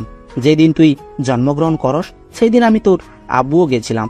তোর আব্বু ডাক্তারের সাথে কথা বলেছে, তোকে যেন কোথাও রেখে আসে, যা টাকা লাগবে সব দিয়ে দিবে। তখন আমি তোকে কোলে করে হাঁটাহাঁটি করছিলাম। তোকে দেখে আমার অনেক মায়া হয়। আমার স্ত্রী আর মা হতে পারবে না। তোর আপু হওয়ার পর একটা রোগের কারণে বাচ্চা হওয়ার নাড়িটা কেটে ফেলতে হয়, আর এক ছেলে খুব দরকার ছিল। পরে তোকে তোর আব্বু আম্মুর থেকে রাজি করিয়ে সেই যে নিয়ে এসেছি, আর কোনোদিন ওই গ্রামে যাই নাই। আমার ভয় হইতো যদি তোর আব্বু আম্মু তোকে আমাদের থেকে কেড়ে নেয়। আমি তোকে অনেক ভালোবাসি রে বাপ, আমাকে ক্ষমা করে দিস। আমি এতদিন এইসব লুকিয়ে রাখছিলাম। আরুষের আব্বু কান্না করছে, আরুষের চোখ বেয়েও পানি বের হচ্ছে। আরুষ কি বলবে বুঝতে পারছে না। আরুষ মাটির উপর পড়ে যেতে নিবে, সাথে সাথে রাকিব ধরে ফেলে। আরুষ চোখের পানি মুছে নাক সিটকে স্বাভাবিক হয়ে বলল, আব্বু, তোমাকে ভয় পেতে হবে না। আমি তোমাদের ছেড়ে কোথাও যাব না। তোমরা আমার জন্য অনেক করছো। আমি তোমাদের ঋণ কখনোই ভুলতে পারবো না। আঙ্কেল, ওই মহান দুইটা মানুষের নাম কি? আয়ান তালুকদার, আয়না চৌধুরী। কি? ওনারা? আয়না আন্টি তো অনেক ভালো। আর আয়না আন্টি তো তোদের বিয়েতে এসেছিল। কি? হ্যাঁ, তোদের বিয়েতে দেখেছিলাম। কথা বলতে গিয়ে বলতে পারি নাই। তোর শালিকাগুলো অনেক ফাজলামি করছিল। ওনার সাথে আবার ওনার কি সম্পর্ক? যাই হোক, রাকিব আমাকে প্রমিস কর এই কথাগুলো আমরা তিনজন ছাড়া আর কেউ যেন না জানে। আমি আমার এই মা বাবাকে চিনি, আর কাউকে চেনার দরকার নাই। তোকে কথা দিলাম, আমি কাউকে বলবো না। আচ্ছা আব্বু, আমি ওই বাসায় যাব, রুমাকে বলে দিব তোমার রান্না যেন করে দেয়। আর আম্মু যে কবে আসবে কে জানে, নাকি ওইখানে থাকার চিন্তা করছে কে জানে। ওই মহিলা লোভী টাইপের, আগে এমন ছিল না। আমি অসুস্থ হওয়ার পর থেকে এমন হয়ে গেছে। আমার কাছে উনি বেস্ট একজন মা, যে নিজের সন্তানের জন্য সবকিছুই করতে পারে। আমার আর ওনার উপরে রাগ অভিমান কোনোটাই নাই। আমি ওনাকে নিয়ে গর্বিত। আব্বু, নিজের যত্ন নিও। এসব ভেবো না, আমি তোমাদের সন্তান আছি, থাকবো। আরুষ ওর আব্বু থেকে বিদায় নিয়ে ওর চাচাতো বোনকে খেয়াল রাখতে বলে চলে গেল। আরুষ রাকিবের পিঠে মুখ গুজে আছে। রাকিব বুঝতে পারছে আরুষ কান্না করছে। আরুষকে নিয়ে সোজা নদীর পাড়ে চলে গেল। রাকিব আরুষকে বলল, আরুষ নাম। আরুষ বাইক থেকে নেমে দেখে নদীর পাড়। আরুষ রাকিবকে বলল, কি ব্যাপার, এখানে আসলি কেন? ওই সাইডে বসে যত ইচ্ছা কান্না কর, কেউ আসবে না, কেউ শুনবে না। বাসায় চল। আরুষের কোনো কথা না শুনে রাকিব আরুষকে নদীর কিনারায় বসিয়ে দিল। কিছু টুকরা টুকরা পাথর মাটির দলা নিয়ে এসে দিল। রাকিব আরুষকে বলল, এইগুলো পানিতে ঢিল মার। পাগল হয়ে গেছিস নাকি? শালা যা বলি ওইটা কর। আরুষ রাকিবের কথা শুনে ঢিল মারতে লাগলো। আস্তে আস্তে আরুষের ঢিল মারতে মারতে যত রাগ ছিল সব রাগ খাটাতে লাগলো, আর চিৎকার করে কান্না করতে লাগলো। রাকিব আরুষকে শক্ত করে জড়িয়ে ধরলো। আরুষ কান্নায় ভেঙে পড়লো আর বলতে লাগলো, আমার লাইফটা কেন এমন? বাবা মা অবৈধভাবে দুনিয়াতে নিয়ে আসলো, আবার ছোটবেলা থেকে মানুষের লাথি গোতা খেয়ে এত দূর আসলাম, বিয়ে করলাম, সেখানে স্ত্রীও দেখতে পারে না। আমি আর কত সহ্য করব? এত অত্যাচার আমার সহ্য হচ্ছে না। মানুষের মুখের পাতলা চামড়ায় কথাগুলো আমার যে সহ্য হয় না। আমি কি কোনোদিন ভালো থাকার মতো স্থান পাবো না? আমি মানুষকে অবহেলা পাওয়ার জন্য জন্ম নিয়েছি? আমার কি শুধু কষ্ট পাওয়ার জন্য এই দুনিয়াতে আল্লাহ পাঠিয়েছে? আমি যা নিতে পারছি না। আরুষ কথাগুলো শেষ করে রাকিবের বুকে ঢলে পড়লো। আরুষ পড়ে যেতে নিবে, সাথে সাথে রাকিব শক্ত করে ধরে ডাকতে লাগলো, আরুষ, এই আরুষ কি হলো তোর? রাকিব আরুষের নাকের কাছে আঙ্গুল দিয়ে বুঝতে পারলো আরুষ জ্ঞান হারিয়ে ফেলেছে। আরুষকে ধরে বাইকের সাথে ঠেকিয়ে নদী থেকে পানি নিয়ে আসতে গিয়ে ব্যর্থ হলো। রাকিব উপায় না পেয়ে ওর এক বন্ধুকে কল দিয়ে আসতে বলল। আরশের কাছে বসে আরশকে ডাকতে লাগলো। আরশে কোনো সারা শব্দ না পেয়ে বেশ কিছুক্ষণ পর আরশের আরেকটা বন্ধু আসলো। আরশকে দেখে চমকে গেল। রাকিব বলল, ওকে মধ্যে বসে তুই পিছন থেকে ওকে ধর, এখন কোনো কিছু বলার সময় নাই। রাকিব বাইকে উঠে পড়লো। আরশকে তুলে ওই ফ্রেন্ডের পিছনেই বসলো। আরশকে নিয়ে সোজা হসপিটালে চলে গেল। আরশের জ্ঞান ফিরে দেখে ও বেডে শুয়ে আছে। আরশ হাতে স্যালাইন খুলে ফেলে বাইরে গেল। রাকিব আরশকে দেখে বলল, কিরে, ইঞ্জেকশন খুলি কেন? যা শুয়ে থাক। বাসায় যাব। আর আমি এখানে কিভাবে আসলাম? তুই জ্ঞান হারিয়ে ফেলছিলি, তুই বেড শুয়ে থাক, খাবার নিয়ে আসছি। না, ক্ষুধা লাগছে না, চলো বাসায় যাই। আরশ রাকিবের সাথে জোরাজুরি করতে লাগলো। রাকিব আর উপায় না পেয়ে হসপিটালে বিল দিয়ে আরশকে নিয়ে বাসার উদ্দেশ্যে রওনা দিল। বাইক থেকে নেমে আরশ পড়ে যেতে নিবে, সাথে সাথে আরশ ওর আরেকটা ফ্রেন্ড ধরে ফেলল। রাকিব বলল, আর তুই এখানে দাঁড়া, আমি বাইক সাইডে রেখে তোকে ভিতরে নিয়ে যাই। থাক, লাগবে না, আমি একা যেতে পারবো। তুই বাইক থামিয়ে আয়। আরশ ওর আরেকটা বন্ধুর সাথে হেঁটে চলে গেল। রাকিব বাইক থামিয়ে আরশের পিছন পিছন যেতে লাগলো। ভিতরে ঢুকতেই তুলি আরশকে বলল, দুলাভাই আপনারা কোথায় চলে গেছিলেন? আরশ তুলির কণ্ঠ পেয়ে তুলির দিকে তাকিয়ে মিষ্টি করে হাসি দিয়ে বলল, আব্বুর সাথে দেখা করতে গেছিলাম। তোমাকে না বললাম তোমার আবুকে নিয়ে আসতে? বেআইন তো বারবার কথা এড়িয়ে গেল। আরশ কিছু বলার আগে ওর আম্মু বলে উঠল, উনি তো অসুস্থ, তাই এখানে নিয়ে আসবো না। উনি এত মানুষের মাঝে থাকতে পছন্দ করে না। তাই বলে ছেলে মেয়ের বিয়ে তো আসলো না। আরশ কিছু বলার আগেই ফুলের পরে যেতে নিবে, সাথে সাথে রাকিব ধরে ফেল। সবাই আরশের কাছে আসলে রাকিব আরশকে কোলে তুলে নিল। আরশের ওই বন্ধুটা বলে, আরশ বারবার জ্ঞান হারিয়ে ফেলেছে কেন, কি হয়েছে? আরশের বন্ধুর কথা শুনে তিয়ার আম্মু বলল, বারবার জ্ঞান হারিয়ে ফেলছে মানে? আন্টি, ওর শরীরটা দুর্বল, সারাদিন খায় নাই, তার কারণে এমন হচ্ছে। আমি ওকে রুমে রেখে আসছি। আরশকে কোলে নিয়ে রাকিব হাঁটতে লাগলো। সিঁড়ি ভেঙে উপরে যাওয়ার সময় আরশের বন্ধুরা ধরে তুলতে লাগলো।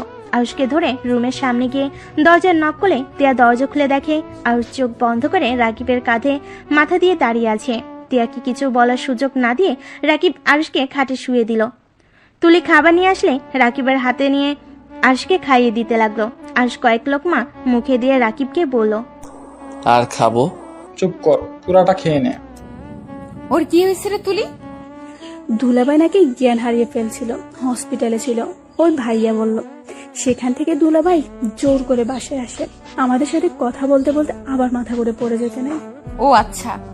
তিয়া আর কিছু বললো না। আর সেদিকে কিছুক্ষণ তাকিয়ে থেকে বাহিরে গিয়ে ডাক্তারকে কল দিল। রাকিব আরুষকে জোর করে খাওয়াই দিল।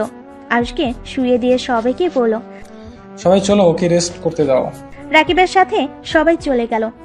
তিয়া রুমের ভিতরে ঢুকে দেখে আরুষ একদম খাটের সাথে যেন মিশে গেছে। তিয়া আরুষের মাথার পাশে বসে মাথায় হাত বুলিয়ে দিতে লাগলো। আরুষ রাকিবকে ভেবে বলল, রাকিব, তুই যা, আমার জন্য অনেক করছস, এবার ফ্রেশ হয়ে তুই রেস্ট নে। আরুষ কথাটা বলে বাম দিকে ঘুরে শুয়ে পড়ল। তিয়া হাত সরিয়ে নিয়ে কিছুটা দূরে গিয়ে দাঁড়ালো। বেশ কিছুক্ষণ পর বাসায় ডাক্তার দেখে সবাই অবাক হয়ে গেল। ডাক্তার এসে বলল, তিয়া ম্যামের রুমটা কোন দিকে। তুলি তিয়ার রুমে নিয়ে গেল। রুমে ঢুকতেই তিয়া বলল, ডাক্তার দেখুন তো, বারবার জ্ঞান হারিয়ে ফেলছেন কেন? ডাক্তার আরুষের হাত ধরতেই আরুষ চোখ খুলে ডাক্তারকে দেখেই বলল, আরে কে আপনি? উনি ডাক্তার, চুপচাপ শুয়ে থাকুন। আরুষকে কিছুক্ষণ দেখে বলল, টেনশনের ফলে এমন, আর শরীরে ভিটামিনের অভাব আছে। পুষ্টিকর খাবার আর ভিটামিন ওষুধ নিয়ে এসে খাওয়ালে ঠিক হয়ে যাবে। আর বেশি টেনশন না করেন যেন। ডাক্তার কথাগুলো বলে তিয়াকে ভিটামিনের ওষুধের নাম লিখে দিয়ে চলে গেল। আর কি কি খাওয়া লাগবে সব লিস্ট করে দিল। তিয়া ডাক্তারকে এগিয়ে দিয়ে রহিমকে লিস্ট দিয়ে সব নিয়ে আসতে পাঠিয়ে দিল। তিয়ার রুমে এসেছে দেখে আরুষ উপর হয়ে শুয়ে আছে। আরুষকে বলল, ঠিক মতো নিজের যত্ন নিতে পারো না নাকি? আর এত কিসের টেনশন করো? আমাকে বিয়ে করা নিয়ে চিন্তায় আছো নাকি? মানুষ বলে কথা, হাজার চিন্তা মাথায় থাকবেই। আর আপনাকে নিয়ে চিন্তা করতে যাব কেন? অসুস্থ, তাও আবার তেজ অনেক। যাও ঘুমাও। তিয়া আরুষের ডান পাশে বসে কাজ করতে লাগলো ল্যাপটপে আর আয়ুষের দিকে কিছুক্ষণ তাকিয়ে দেখতে লাগলো। আয়ুষের চোখ বেয়ে টপ টপ করে পানি পড়ছে। তিয়া আয়ুষের চোখে পানি দেখে বলল, কান্না করছো কেন? দুঃখিত, আমি তোমার সাথে বেশি খারাপ ব্যবহার করে ফেলেছি। আমার মাথা গরম থাকলে আমি কি করি আমি নিজেও জানি না। আমার সাথে বেশি ঝামেলা করবে না, তাহলে তো আমি তোমার সাথে এমন ব্যবহার করতাম না। আমি আপনার কথাতে কষ্ট পাই নাই, আমার কপালটাই খারাপ। সেখানে কারো থেকে ভালো ব্যবহার আশা করা বোকামি। আয়ুষ কথাটা বলে ওয়াশরুমে চলে গেল। আয়ুষ ওয়াশরুম থেকে আসতেই দেখতে পাই রাকিব বসে আছে। রাকিব আয়ুষকে দেখে বলল, আরুষ রেডি হও, বাসায় যাব। কার বাসায়? আমার বাসায়। তোমার বাসায় কেন যাবে? আমি চাই না আমার বন্ধু এখানে থাক, আর এখানে থেকে তিলে তিলে মারা যাক। কি যাতা বলো? তিলে তিলে মারা যাবে মানে? ঠিক বলছি। রাকিব, আমাকে নিয়ে ভাবতে হবে না, আমি ভালোই থাকবো, তুই যা। আর শোন, কলেজে যাস। আমার সাথে চলতো। না, আমাকে এখানে বিক্রি করে দিয়েছে, সেইখানে আমি এখন থেকে যেতে পারবো না। তুমি যাও, আর আমাকে নিয়ে চিন্তা করিস না। রাকিব আরুষকে জোর করলে আরুষ গেল না। রাকিব রেগে চলে গেল। আরুষ দরজা লাগিয়ে দিয়ে নিচে বিছানা করে শুয়ে পড়ল। সারা রাত ছটফট করতে করতে এক পর্যায়ে ঘুমিয়ে গেল। সকালে ঘুম ভাঙলেই অজু করে এসে নামাজ পড়তে লাগলো। মনোজাতে আরুষ কান্না করতে লাগলো। তিয়া ঘুম ভেঙে যায়। আরুষকে কান্না করতে দেখে চমকে যায়। আরুষকে মনোজাত শেষ করতে দেখে ঘুমানোর ভান করে শুয়ে থাকলো। আরুষ জায়নামাজ ভাঁজ করে রেখে দিয়ে নিচে চলে গেল। বাইরে গিয়ে হাঁটাহাঁটি করে 8টার দিকে বাসে এসেছে। ওয়াশরুমে গিয়ে ফ্রেশ হয়ে নিল। তারপর ব্যাগ নিয়ে নিচে নামলে তিয়ার আম্মু বলল, আরুষ কোথায় যাও? কলেজে যাব। খাবার খেয়ে বের হও, আর 9টা তো বাজে নাই। এত তাড়াতাড়ি কোথায় যাচ্ছ? খোদা নাই, আব্বুর সাথে দেখা করে কলেজে যাব। তোর আব্বু নিয়ে নতুন বাড়িতে আসছিস? মানে কিসের নতুন বাড়ি? তোর শ্বশুর আমাদের থাকার জন্য একটা বাড়ি দিয়েছে, সেইখানে গিয়ে আমরা এখন থেকে থাকবো। আম্মু, এটা একটু বেশি হয়ে যাচ্ছে না? তোমার শ্বশুর মশাই তোমাদের উপরে খুশি হয়ে দিয়েছে, বেশি কিছু কেন হবে? আম্মু, একটা কথা বলি, কিছু মনে করো না। বেশি লোভ করা ভালো না। নিজের যা আছে ওইটা নিয়ে সুখী থাকতে হয়, অন্য জিনিস নিয়ে বাড়াবাড়ি করা ভালো না। তুই কি বলতে চাস? আমি তো শ্বশুর থেকে জোর করে নিয়েছি নাকি? আমি সেইটা বলি নাই। আরুষ, তোর দেখি অনেক সাহস বাড়ছে। আম্মুর মুখের উপরে তর্ক করা শিখে গেছস? আপু, আমি তর্ক করছি না। এত নাটক করার কি আছে? 1 বছর আমার সাথে থাকতে পারলে ওই বাড়ি তোমার নামে পার্মানেন্ট হয়ে যাবে। আমার দরকার নাই আপনার বাড়ি, বুঝতে পারছেন? আরুষের কথা শুনে আরুষের আম্মু রাগ উঠে যায়। আরুষের সামনে এসে ঠাস ঠাস করে থাপ্পড় মেরে দিল। আরুষ গালে হাত দিয়ে কিছুক্ষণ সবার দিকে তাকিয়ে আরুষ যেন কথা না বলে চলে গেল। আর সোজা ওর বাড়িতে চলে গেল। ওর আব্বুর সাথে বসে খাবার খেয়ে কলেজে চলে আসলো। আরুষ ক্লাসে বসে আছে। তখনই রাকিব এসে বলল, আরুষ, কি অবস্থা তোর? ভালো। তোর সাথে কথা আছে, আমার সাথে আয়। আরুষ রাকিবের সাথে যেতে লাগলো। গাছের পিছনে গিয়ে বসলো। আরুষ রাকিবকে বলল, কি কথা বলবি বল। তোর আম্মু আব্বুর পিক পেয়েছে, আর তোর আম্মু তোর শাশুড়ির বান্ধবী হয়। তুই কিভাবে জানলি? আমি তুলির থেকে শুনেছি, জিজ্ঞেস করেছিলাম, তখন তুলি আমাকে বলল, আর পিকও দিয়েছে। ও আচ্ছা। হ্যাঁ, আর তোর আম্মু মনে হয় তোর শ্বশুর বাড়ি কিছুদিন থাকবে। এখন আবার কই গেল উনি? ওনার ফ্যানদের সাথে দেখা করতে ঢাকা গেছে। উনি আসবে ভেবে আমি তোকে আমাদের বাসায় নিয়ে আসতে চাইছিলাম, যাতে তুই ওনাকে দেখে কষ্ট না পাস। ও আচ্ছা, ক্লাসে চল। ওয়েট, আগে পিক দেখে নে। রাকিব পিক দেখালে আরুষ কিছুক্ষণ দেখে রাকিবের সাথে ক্লাসে চলে গেল। আরুষ ক্লাসে মনোযোগ দিতে পারছিল না। তিয়া টিফিনের সময় আরুষকে খুঁজলো, কিন্তু ক্যান্টিনে পেল না। আরুষ ক্লাসরুমে বসে থেকে পড়তে লাগলো। তিয়া আরুষকে ক্লাসরুমে দেখে নিজের ক্যাবিনে চলে গেল। কলেজ ছুটি হলে রাকিব আর আরুষ একসাথে বের হলো। রাকিব আর আরুষ রাস্তা দিয়ে হেঁটে যাচ্ছিল। তিয়া গাড়ির ভিতর থেকে আরুষকে দেখতে লাগলো। ওদের পিছন পিছন কিছু দূর যেতে তিয়া ওদের সামনেই গাড়ি থামিয়ে বলল, আরুষ, গাড়িতে ওঠো। আপনি যান, আমি একাই বাসায় চলে যাব। কি বলছি কানে যায় না? আরুষ যা, আমি বাসায় চলে যাই। আরুষ কিছু না বলে গাড়িতে উঠে বসলো। রাকিব বাইকে স্টার্ট দিয়ে চলে গেল। তে আরুষকে দেখে বলল, কি ব্যাপার? টিফিনে খাবার খাইলে না কেন? ক্ষুধা লাগে নাই। এখানে খাবার আছে, খেয়ে নাও। আম্মু তোমার জন্য পাঠাইছিল। আরুষ কিছু না বলে খাবার খেতে লাগলো। খাবার খাওয়া শেষ করে রুমাল দিয়ে হাত মুছে নিল। বাসায় পৌঁছে আরুষ গাড়ি থেকে নেমে তিয়ার হাত ধরে গাড়ি থেকে নামিয়ে নিল। তিয়া অবাক হয়ে বলল, কি হইল এটা? ভুলে যাবেন না আপনার পেটে বাবু আছে। ও আচ্ছা। আরুষ তিয়ার হাত ধরে বাসার ভিতর নিয়ে গেল। কলিং বেল চাপ দিলে তুলি দরজা খুলে দিল। তিয়া আরুষ ভিতরে ঢুকলে তিয়া বলল, মামুনি কখন আসলে? 20 মিনিট হয়েছে। ও আচ্ছা, আঙ্কেল কই? ওর কাজ আছে, সেখানে চলে গেছে। তার জামাইয়ের সাথে পরিচয় করিয়ে দেবে না? এই তো মামুনি, আরো সেই দিকে আসো। আরুষ তিয়ার কথা শুনে কিছু না বলে চলে যেতে লাগলো। সবাই অবাক হয়ে গেল। তিয়া রাগী লোক নিয়ে বলল, কি ব্যাপার, মামুনির সাথে পরিচয় না হয়ে চলে যাচ্ছ কেন? আমি যার তার সাথে পরিচয় হওয়ার প্রয়োজন মনে করি না। আরুষ, তোমাকে আমরা এই শিক্ষা দিয়েছি বড়দের সাথে কেমন ব্যবহার করতে হয় সেটাও জানো না নাকি? আরুষ কারোর কথাই কোনো উত্তর না দিয়ে সিঁড়ি ভেঙে উপরে চলে গেল। তিয়া লজ্জিত হয়ে বলল, মামুনি, ওর হয়ে আমি ক্ষমা চাচ্ছি। আরে ধুর, তুমি কেন ক্ষমা চাইছো? যাও, ফ্রেশ হয়ে এসো, অনেক গল্প করা বাকি আছে। আমি আসছি। তিয়া রুমে গিয়ে আরুষের দিকে রাগী লোক নিয়ে তাকিয়ে বলল, তোর সাহস কি করে হলো মামুনির সাথে এমন ব্যবহার করতে? আরুষের কলার ধরে চিৎকার করতে লাগলো। আরুষ তিয়াকে শক্ত করে জড়িয়ে ধরে বলল, শান্ত হন, এত চিৎকার করা আপনার শরীরের জন্য ভালো না।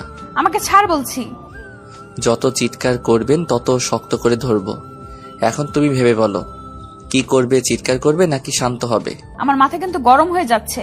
আরুষ তিয়াকে কিছু বলতে না দিয়ে ঠোঁটের সাথে ঠোঁট বসিয়ে দিল। আস্তে আস্তে তিয়া যেন চুপ হয়ে গেল। আরুষ তিয়াকে ছেড়ে দিয়ে বলল, আমার উপরে চিৎকার করলে এমন করব? মামুনির সাথে এমন করলেন কেন? মামুনি কতটা অপমানিত হয়েছে। তাতে আমার কি? এইসব বিষয়ে কথা বন্ধ করেন। দেখো, উনি আমার আম্মুর ক্লোজ বান্ধবী। ওনাকে আমরা অনেক ভালোবাসি।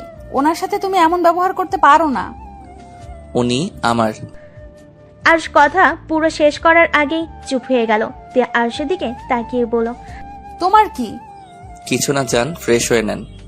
তোমার মাথায় যে কি আছে আল্লাহ মাবুদ জানে। আরুষ কোনো কথা না বলে রুম থেকে বের হয়ে গেল। সিঁড়ি ভেঙে নিচে দেখে আয়না চৌধুরী, তিয়ার আম্মু, আরুষের আম্মু বসে গল্প করছে। আরুষকে দেখে আরুষের আম্মু বলল, আরুষ, কোথাও যাচ্ছিস নাকি? আব্বু কাছে যাব। যেতে হবে না, তোর আব্বুকে নিয়ে আসতে গেছে তোর আপু আর দুলাভাই। আরুষ কথাটা শুনে চমকে গেল। তোতলাতে তোতলাতে বলল, কি আব্বু আসবে মানে? আরুষ কথাটা বলতেই কলিং বেল বেজে উঠল। আরুষ বুকের ভিতরে ঢুক করে উঠল। তুলি দরজা খুলতে যাবে, আরুষ তখনই বলল, তুলি দাঁড়াও, আমি দরজা খুলে দিচ্ছি। আরুষ ভয়ে ভয়ে দরজার দিকে এগিয়ে যেতে লাগলো। আরুষ দরজা খুলে দিতেই আরুষ দীর্ঘ নিঃশ্বাস ছেড়ে বলল, আসসালামু আলাইকুম। ওয়ালাইকুম সালাম। আর জামাইবাবু যে কেমন আছো? আলহামদুলিল্লাহ ভালো। ভিতরে আছেন? আরুষ দরজাটা লাগিয়ে দিয়ে আয়ন তালুকদারের ভিতরে নিয়ে আসলো। আয়না চৌধুরী বলল, আয়ান, তুমি এখানে? কাজ শেষ তোমার? চলো রেডি হব, গ্রামে যাব। আঙ্কেল, এটা কেমন কথা? মামুনি না আমাদের বাসায় থাকবে? তাহলে এখনই কেন নিয়ে যেতে চাচ্ছেন? দেখেন, আপনাদের কাউকে আমি যেতে দিব? মামনি, তোমার দাদু ভাই অনেক অসুস্থ, তাই গ্রামের বাড়িতে যেতে হবে। অন্য এক সময় এসে থাকবো। দাদু ভাই এখনো সুস্থ হন নাই? না, বয়স বেড়েছে, আস্তে আস্তে আরো অসুস্থ হয়ে যাচ্ছে। আপনাদের শত্রুতা ঠিক হয়ে গেছে? আরুষের কথা শুনে আয়ান তালুকদার আরুষের দিকে ঘুরে তাকালো। আরুষ কথা ঘুরিয়ে বলল, না মানে আপনাদের ব্যাপারে আমি অনেক শুনেছি। তালুকদার ফ্যামিলি আর চৌধুরী ফ্যামিলির সাথে অনেক দিনের শত্রুতা, তাই আর কি। হ্যাঁ, 1 মাস হলো ঠিক হয়েছে। আচ্ছা তিয়া মামনি, আর কি যেন নাম তোমার? আমার কোনো দাম নাই। আরুষের কথা শুনে সবাই ভুরুকুচকে আরুষের দিকে তাকালো। তিয়া কিছু বলতে যাবে, তখনই আরুষের আব্বু আপু তিয়ার ভাইয়া ভিতরে প্রবেশ করে। আয়না চৌধুরী আরুষের আব্বুকে দেখে চমকিকে বলে ওঠে। আরুষের আব্বু আয়ন তালুকদার আর আয়না চৌধুরীকে দেখে চমকে গেল। আরুষ ওর আব্বুকে বলল, আব্বু চলো আমার সাথে। আব্বু তুমি যা ভাবছো তেমন কিছুই হয় নাই। আমাকে আর কিছু বোঝাতে হবে না, চলে যা তুই, আমি তোকে ধরে রাখবো না। মজিদ, তুই এখানে? হ্যাঁ আমি এখানে। নিয়ে যান স্যার। কি নিয়ে যাব? সরি স্যার, আব্বুর মাথাটা গেছে। আব্বু আমার সাথে আসো। আরুষ ওর আব্বুকে টেনে নিয়ে আসতে লাগলো। আয়ন তালুকদার আরুষকে বলল, মজিদ, আমার সন্তান কোথায়? মারা গেছে। মানে? সহজ, আপনার অবৈধ সন্তান মারা গেছে। স্যার আপনি জানেন না আপনার সন্তানকে? আমি কিভাবে জানবো? তুই তো আমার সন্তানকে নিয়ে চলে এসেছিস। মজিদ ভাই, আমার সন্তান কোথায়? প্লিজ আমার সন্তানকে ফিরিয়ে দেন। আপনাকে আমি অনেক খুঁজেছি, আমরা আপনাকে কোথাও খুঁজে পাইনি। প্লিজ মজিদ ভাই, আমার সন্তানকে ফিরিয়ে দেন। আপনার সন্তানকে আমি ফিরিয়ে দিব, কিন্তু তার জন্য আমাকে টাকা দিতে হবে। যত টাকা লাগে আমরা আপনাকে দিব। আমার সন্তানকে প্লিজ ফিরিয়ে দেন। টাকা দিতে হবে না, ওই যে এই ছেলেটাই আপনাদের সন্তান। আরুষের আব্বুর কথা শুনে সবাই অবাক হয়ে আরুষের দিকে তাকালো। আয়ান তালুকদার আরুষকে জড়িয়ে ধরতে যাবে, আরুষ ধাক্কা দিয়ে সরিয়ে দিয়ে বলল, খবরদার আমাকে টাচ করবেন না। আরুষ কথাটা বলে জোরে জোরে চিৎকার করতে লাগলো। তিয়া আরুষকে এভাবে চিৎকার করতে দেখে আরুষকে ধাক্কা দিতে দিতে বলল, আরুষ, এই আরুষ, কি হয়েছে? আরুষ তিয়ার কণ্ঠ পেয়ে চোখ খুলে দেখে আরুষ রুমে শুয়ে আছে। আরুষের বুঝতে বাকি রইল না এতক্ষণ ধরে আরুষ স্বপ্ন দেখছিল। আরুষ টি টেবিল থেকে এক গ্লাস পানি ঢেলে ঢকঢক করে খেয়ে ফেললো। তিয়া আরুষকে দেখে বলল, কি হয়েছে? খারাপ স্বপ্ন দেখছো নাকি? হয়তো। কত বাজে? সন্ধ্যা হয়ে গেছে, যাও ফ্রেশ হয়ে নাও। আমি ঘুমাইছি কখন? কলেজ থেকে এসেছে তো ঘুমিয়ে গেলে। এই তোমার মাথায় কি সমস্যা দেখাচ্ছে নাকি? কেন? তখন মামুনের সাথে বেয়াদবি করলে, আবার এখন বলছো কখন ঘুমাইছো জানো না। আরুষ তিয়ার কোনো কথার উত্তর না দিয়ে ওয়াশরুমে চলে গেল। ফ্রেশ হয়ে নিচে নেমে গেল। নিচে গিয়ে তুলিকে বলল, তুলি, তোমার পড়া নাই নাকি? ভাইয়া আজকে পড়বো না, মামনি এসেছে, মামনির সাথে আড্ডা দেব। ভাইয়া আপনিও আসেন আমাদের সাথে আড্ডা দিতে। আরও চোখে ছাড়ো, ওই এখন এক পা উঠবে না। আয়না আসলে ওদের দুই বোনের কোনোদিন খেয়াল রাখে না। তুমি ওদের সাথে আড্ডা দাও, তোমারও ভালো লাগবে। আরুষ, আসো এখানে বসো। তোমার সম্পর্কে তো কিছুই জানতাম না। আরুষ না চাইতো আয়না চৌধুরীর সামনে গিয়ে বসলো। আয়না চৌধুরী গল্প করতে লাগলো। আরুষ আর চোখে মাঝে মাঝে আয়না চৌধুরীকে দেখতে লাগলো। তিয়া এসেছে, ওদের সাথে আড্ডায় যোগ দিল। মাঝে মাঝে ওদের কথা শুনে আরুষের হাসি পেতে লাগলো। আরুষ কথায় কথায় বলে উঠলো, তুলি, তুমি তো খুব তাড়াতাড়ি খালামণি হতে যাচ্ছ, তুমি কি খুশি না? আরুষের কথা শুনে সবাই অবাক হয়ে গেল। তিয়া বেশম খেলো। তুলি বলল, খালামণি হতে যাচ্ছি মানে? কেন? তোমার আপুর পেটে তো বাচ্চা, কি ব্যাপার? সবাই এমন অবাক হয়ে তাকিয়ে আছেন কেন? ওর পেটে কিভাবে বাচ্চা আছে? তিয়া এইগুলো আরুষ কি বলে?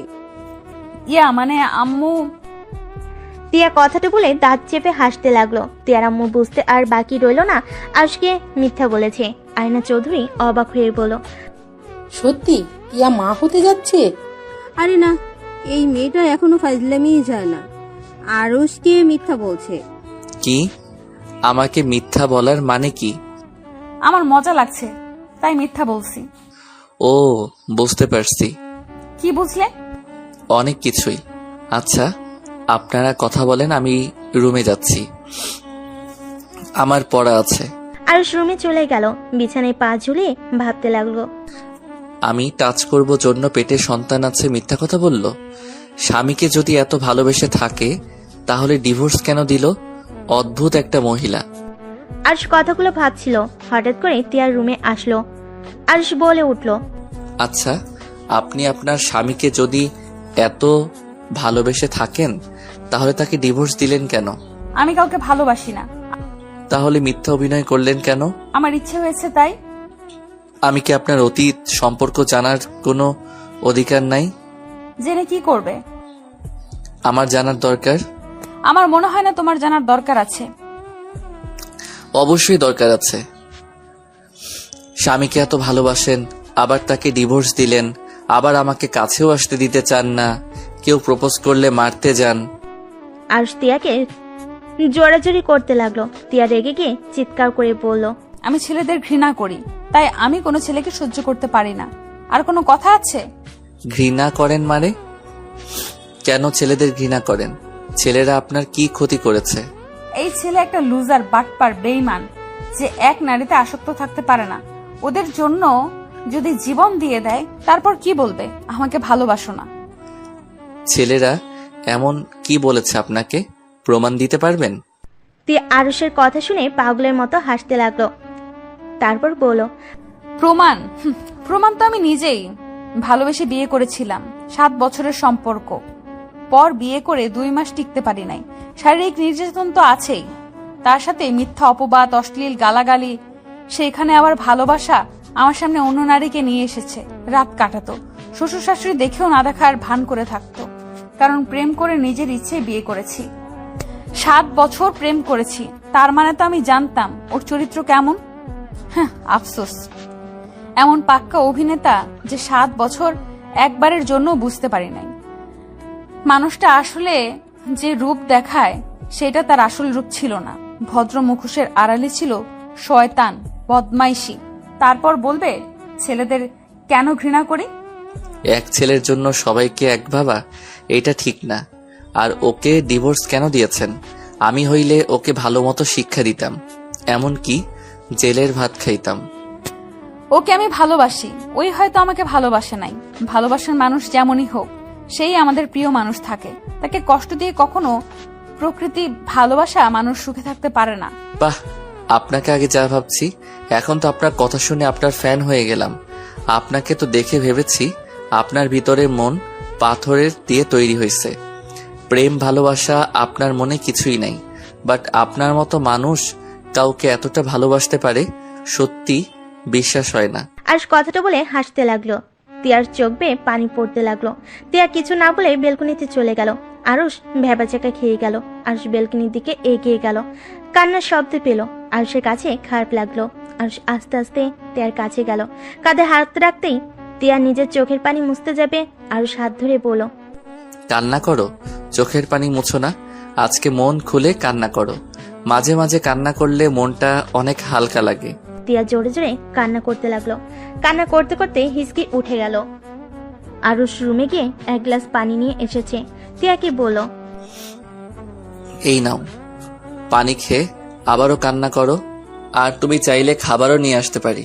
একটু করে রেস্ট নিবে, খাবার খেয়ে আবার কান্না শুরু করবে, ওকে? আরুষের কথা শুনে তিয়া ফিক করে হেসে দিল। আরুষের কান ধরে বলল, শয়তান, আমার ইমোশনাল দেখে মজা নেওয়া হচ্ছে, তাই না? আহ, কান ছাড়ো। আমি তোমার স্বামী হই, আমার কান ধরা তোমার উচিত না।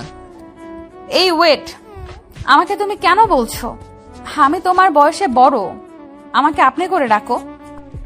আরুষ তিয়াকে টান দিয়ে নিজের কাছে নিয়ে এসেছে। পিছনের দিকে ঘুরিয়ে পিছন থেকে জড়িয়ে ধরে কানে কানে ফিসফিস করে বলল, আমি আর আপনি করে বলবো না। তুমি বলে আপন আপন লাগে, আপনি বলে কেমন পরপর লাগে। আর তুমি তো আমার প্রিয়তমা, সেখানে অনেক কাছের মানুষ, তাই আপনি না তুমি বলে ডাকবো। তিয়া হালকা করে আরুষের পেটে গুঁতো দিল। আরুষ তিয়াকে ছেড়ে দেয়। তিয়া বলল, আমি কারো প্রিয়তমা না, আর না তুমি আমার আপন কেউ। আমি তোমাকে কখনোই ভালোবাসতে পারবো না। কেন? একবার আমাকে বিশ্বাস করে দেখলে ক্ষতি কি? নাকি আপনার এক্স স্বামীর জন্য পরাণ কান্না করে? আমার কারোর জন্য পরাণ কান্না করে না। আমি একবার যে ভুল করছি সেই ভুল আর দ্বিতীয়বার করতে চাই না। একবার তো একজনকে মন দিয়েছিলাম, ভেঙে চুরমার করে দিয়েছে। আবার তোমাকে দিয়ে নিজের জীবনটাই শেষ করে দিব নাকি? আরুষ তিয়াকে সামনের দিকে ঘুরিয়ে আরুষের 2 হাত তিয়ার কাঁধের উপর রেখে মুখটা কাছে নিয়ে বলল, আমার মনের দরকার নাই। আমার এই শরীরটা আর এই শরীরের আত্মাটা লাগবে, যাকে আমি মৃত্যুর আগ পর্যন্ত পাশে পাবো। যে মানুষটা আমাকে ভালোবাসবে, আমাকে বুঝবে, বাকি মানুষের মতো আমাকে অবহেলা করবে না। শুধু একটু ভালোবাসা দিলে হবে, কারণ সামনের এই মানুষটা ছাড়া আমার দুনিয়াতে আপন মানুষ বলতে কেউ নাই। কেন? তোমার আব্বু আম্মু, তোমার বোন আছে, তাহলে আপন মানুষ থাকলো না কিভাবে? মানুষ যা চোখের সামনে দেখে তা মাঝে মাঝে সত্যি নাও হতে পারে। আপনি বলেও কিছু মানুষ আপন হয় না। মানে বুঝলাম না। আরুষ তিয়ার ঘাড় থেকে হাত সরিয়ে দিয়ে তিয়ার সামনে সমানভাবে দাঁড়িয়ে গ্রিলের সাথে পিঠ ঠেকিয়ে বলল, মানে কিছুই না, চলো ঘুমাবে। অনেক রাত হয়ে গেছে, আর কান্না করা লাগবে না। শুনো, যে কান্না করতে তোমাকে ভালোবাসে আর যাই হোক সে মানুষটা তোমার যোগ্য হতে পারে না। আর আমি বলছি, ও আমাকে তুমি মেনে নাও। তুমি যেই দিন নিজের ইচ্ছে আমার কাছে আসবে সেদিন আমি তোমাকে বাচ্চা আম্মুর বানিয়ে দিব। আরুষের কথা শুনে তিয়া ভ্যাবাচেকা খেয়ে গেল, সাথে অনেকটা লজ্জা পেয়ে গেল। আরুষ কথাটা বলে হাসতে হাসতে দৌড়ে রুমের ভিতরে চলে গেল। তিয়া বেলকনিতে দাঁড়িয়ে বাইরের দিকে তাকিয়ে মুচকি মুচকি হাসতে লাগলো আর ভাবতে লাগলো। পিচ্ছি পোলাপাইন অনেক পাকনা, ফাজিল একটা। কথাগুলো ভাবতে লাগলো। আরুষ নিচে বিছানা করে শুয়ে পড়লো। তিয়া আসছে না এজন্য বলে উঠলো, বউ, ওই বউ, লাইট জ্বলে কি ঘুম হয় নাকি? রুমে আসবে নাকি? কোলে করে নিয়ে আসবো? ফাজিল, লাইট অফ করে ঘুমাও, আমার ঘুম আসছে না। আমি কি আদর করতে আসবো নাকি? আরুষ, বেশি বেশি হয়ে যাচ্ছে কিন্তু। মার খেতে না চাইলে চুপচাপ ঘুমাও। আরুষ আর কিছু না বলে মুখের উপরে বালিশ দিয়ে ঘুমিয়ে গেল। তিয়া রুমে এসেছে, দেখে আরুষ মুখের উপরে বালিশ দিয়ে ঘুমিয়ে আছে। তিয়া আরুষের পানে গিয়ে বালিশটা মাথার নিচে দিয়ে লাইট অফ করে শুয়ে পড়ল। সকালে ঘুম ভাঙতেই আরুষ বিছানা গুছিয়ে রেখে দিয়ে জানালার কাছে গিয়ে দেখে রোদ উঠেছে। আরুষ তিয়ার দিকে তাকিয়ে মাথায় দুষ্ট একটা বুদ্ধি আসলো। আরুষ আস্তে আস্তে জানালার পর্দা সরিয়ে দিল। বাইরের আলোগুলো সোজা তিয়ার মুখের উপর গিয়ে পড়ল। আরুষ মিটিমিটি করে হেসে হাত দিয়ে একবার আলো ঢেকে রাখে, আবার হাত সরিয়ে তিয়ার মুখে আলো দিতে লাগলো। তিয়া বিরক্ত হয়ে চোখ খুলে দেখে আরুষ জানালার পাশে দাঁড়িয়ে দুস্তামি করছে। তিয়া শোয়া থেকে উঠে বসে কোমরে হাত দিয়ে রাগিয়ে লুক নিয়ে তাকালো।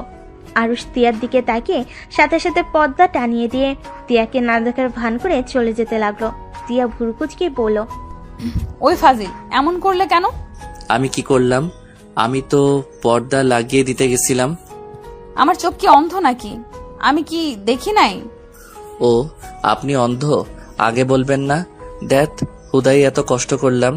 ওয়েট ফাজিল ছেলে, তোকে দেখাচ্ছি মজা। তিয়া কথাটা বলে খাট থেকে নেমে আরুষকে ধরতে যাবে। আরুষ দরজা খুলে দৌড়ে বের হয়ে গেল। তিয়া আরুষের পেছনে দৌড়ে যেতে লাগলো, সিঁড়ি ভেঙে নিচে নামতে লাগলো। সাথে তিয়া ও ওদের এই অবস্থা দেখে সবাই অবাক হয়ে গেল। এই দুইজন কি করছো?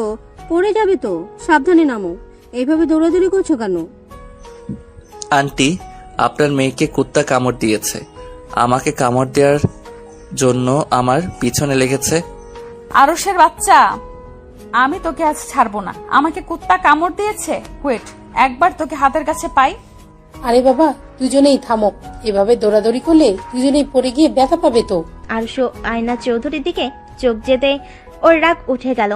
ও আয়না চৌধুরীর দিকে তাকিয়ে তিয়ার দিকে তাকাতে গিয়ে পা পিছলে পড়ে যেতে নিলে তিয়ার দিকে হাত বাড়ালে তিয়া ধরাগে আরো সিঁড়ি থেকে পড়ে গড়াতে গড়াতে নিচে পড়ে গেল।